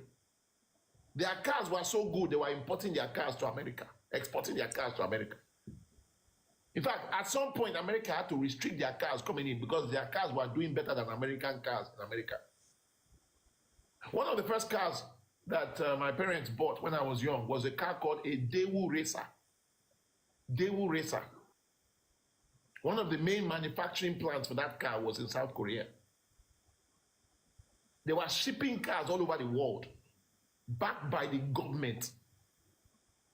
Our own, even the people that are assembling car, because most of our car makers, they are really 70-80%, they are assembling the car. We cannot even back the people to assemble car. In fact, we can't even sell our assembled car in Benin or Cameroon because of French problem. And our president doesn't have the brain or the common sense. No, that's not true. I'm sorry. He has the brain and the common sense. Our president is too much of a European puppet to disconnect those countries from France. Do you know that we cannot sell our assembled car in Benin, in Ivory Coast, in Cameroon? We cannot even sell our oil to Benin and Cameroon without French permission. Yet, our president travels to France, sees the French president, he acts like he's the servant of Macron, somebody who is old enough to be his son. He doesn't even talk. The great Jagaban, the one that will come to Nigeria and tell us that he's a Miloko. When he gets in front of his colonial master, he does not even talk. He just says, yes, sir, yes, sir. Why? He knows who his Oga is. So there are some systemic and structural problems that we have in Nigeria. And you are seeing young people, look, the issue is not that when are people going to stand up? They will stand up when the time is right. And I've always told every opposition politician, I've made it clear, I told them, look, if you stand with the people will stand with you. Exactly. The problem is you don't stand with the people. You're right. You don't. You're right. Nigerians are not goats. They are not cocoa. If you stand with the people will stand with you. I will use this quick example, and then we'll go to Osh. I was in Edo State when they were having the election. I will never forget this. I asked the market woman, you voted for Peter Obi, you are obedient, you are excited. Why are you not voting in this governorship? This market woman looked me in the eye and tell me, after the election, when price of fuel went up, when the cost of electricity went up, when the cost of my rent went up, who was standing with me? I sacrificed everything just to cast that vote. There was harassment, there was police, there was everything. I closed my shop. I had to carry my child to go and vote that day. It was a sacrifice. When it came for time for them to sacrifice for me, did they sacrifice for me? Why should I go and sacrifice for them again? So that they can buy me for nothing. I beg, give me Jory. What do you say to that woman? Is she wrong? Look at the idiot, Jesus. Look at the knucklehead. Look at the incompetent, that's better, incompetent senator that is a Labour Party from Edo State. Yeah. Nobody even knew that the man was even Labour. Nobody even knew. Why? Nobody. Because yeah, all of them have collected money from APC and Tinubu. Yes. When Tinubu was distributing money for car, distributing the corrupt money, the loan money that he has collected, he gives everybody. Why? So that when the problem comes, they cannot talk. Somebody was asking me, why didn't they come out to protest for Natasha? I said, because Natasha might be a victim now, but she's only a victim of the system. The reason people didn't come out in mass for her, when price of fuel was going up, where was Auntie Natasha? Maybe the people of Kogi Central, maybe they like her because she gives them food and she helps them. So maybe they are the ones that stood up for her. But the rest of the country, she was silent now. Until Nigeria started to happen to her in a small way. That's when she woke up. You see, and that's the problem sometimes. Because there's some few people who came up here and say, why are you partying for every day? I said, look, sometimes we lack empathy until it comes to our doorstep. Absolutely. You know, see, they carry the body pass. Pulling our hair out. The body will carry the pass. If not be your own, I would now. Exactly. And that's the problem. That's the problem. I told the person, I said, look, I've been watching BDM. I don't agree with, I'm going to say it again, I don't agree with everything he does. I don't support everything, but the most important thing he does it right. This man is not getting paid by salary. He's not getting allowance for the government. He doesn't owe anybody anything. In fact, I told somebody, I said it earlier, if he carries himself, goes to London, goes to America and say, I'm retiring from Nigeria matter, he has already done more than 80 to 90, more than 95%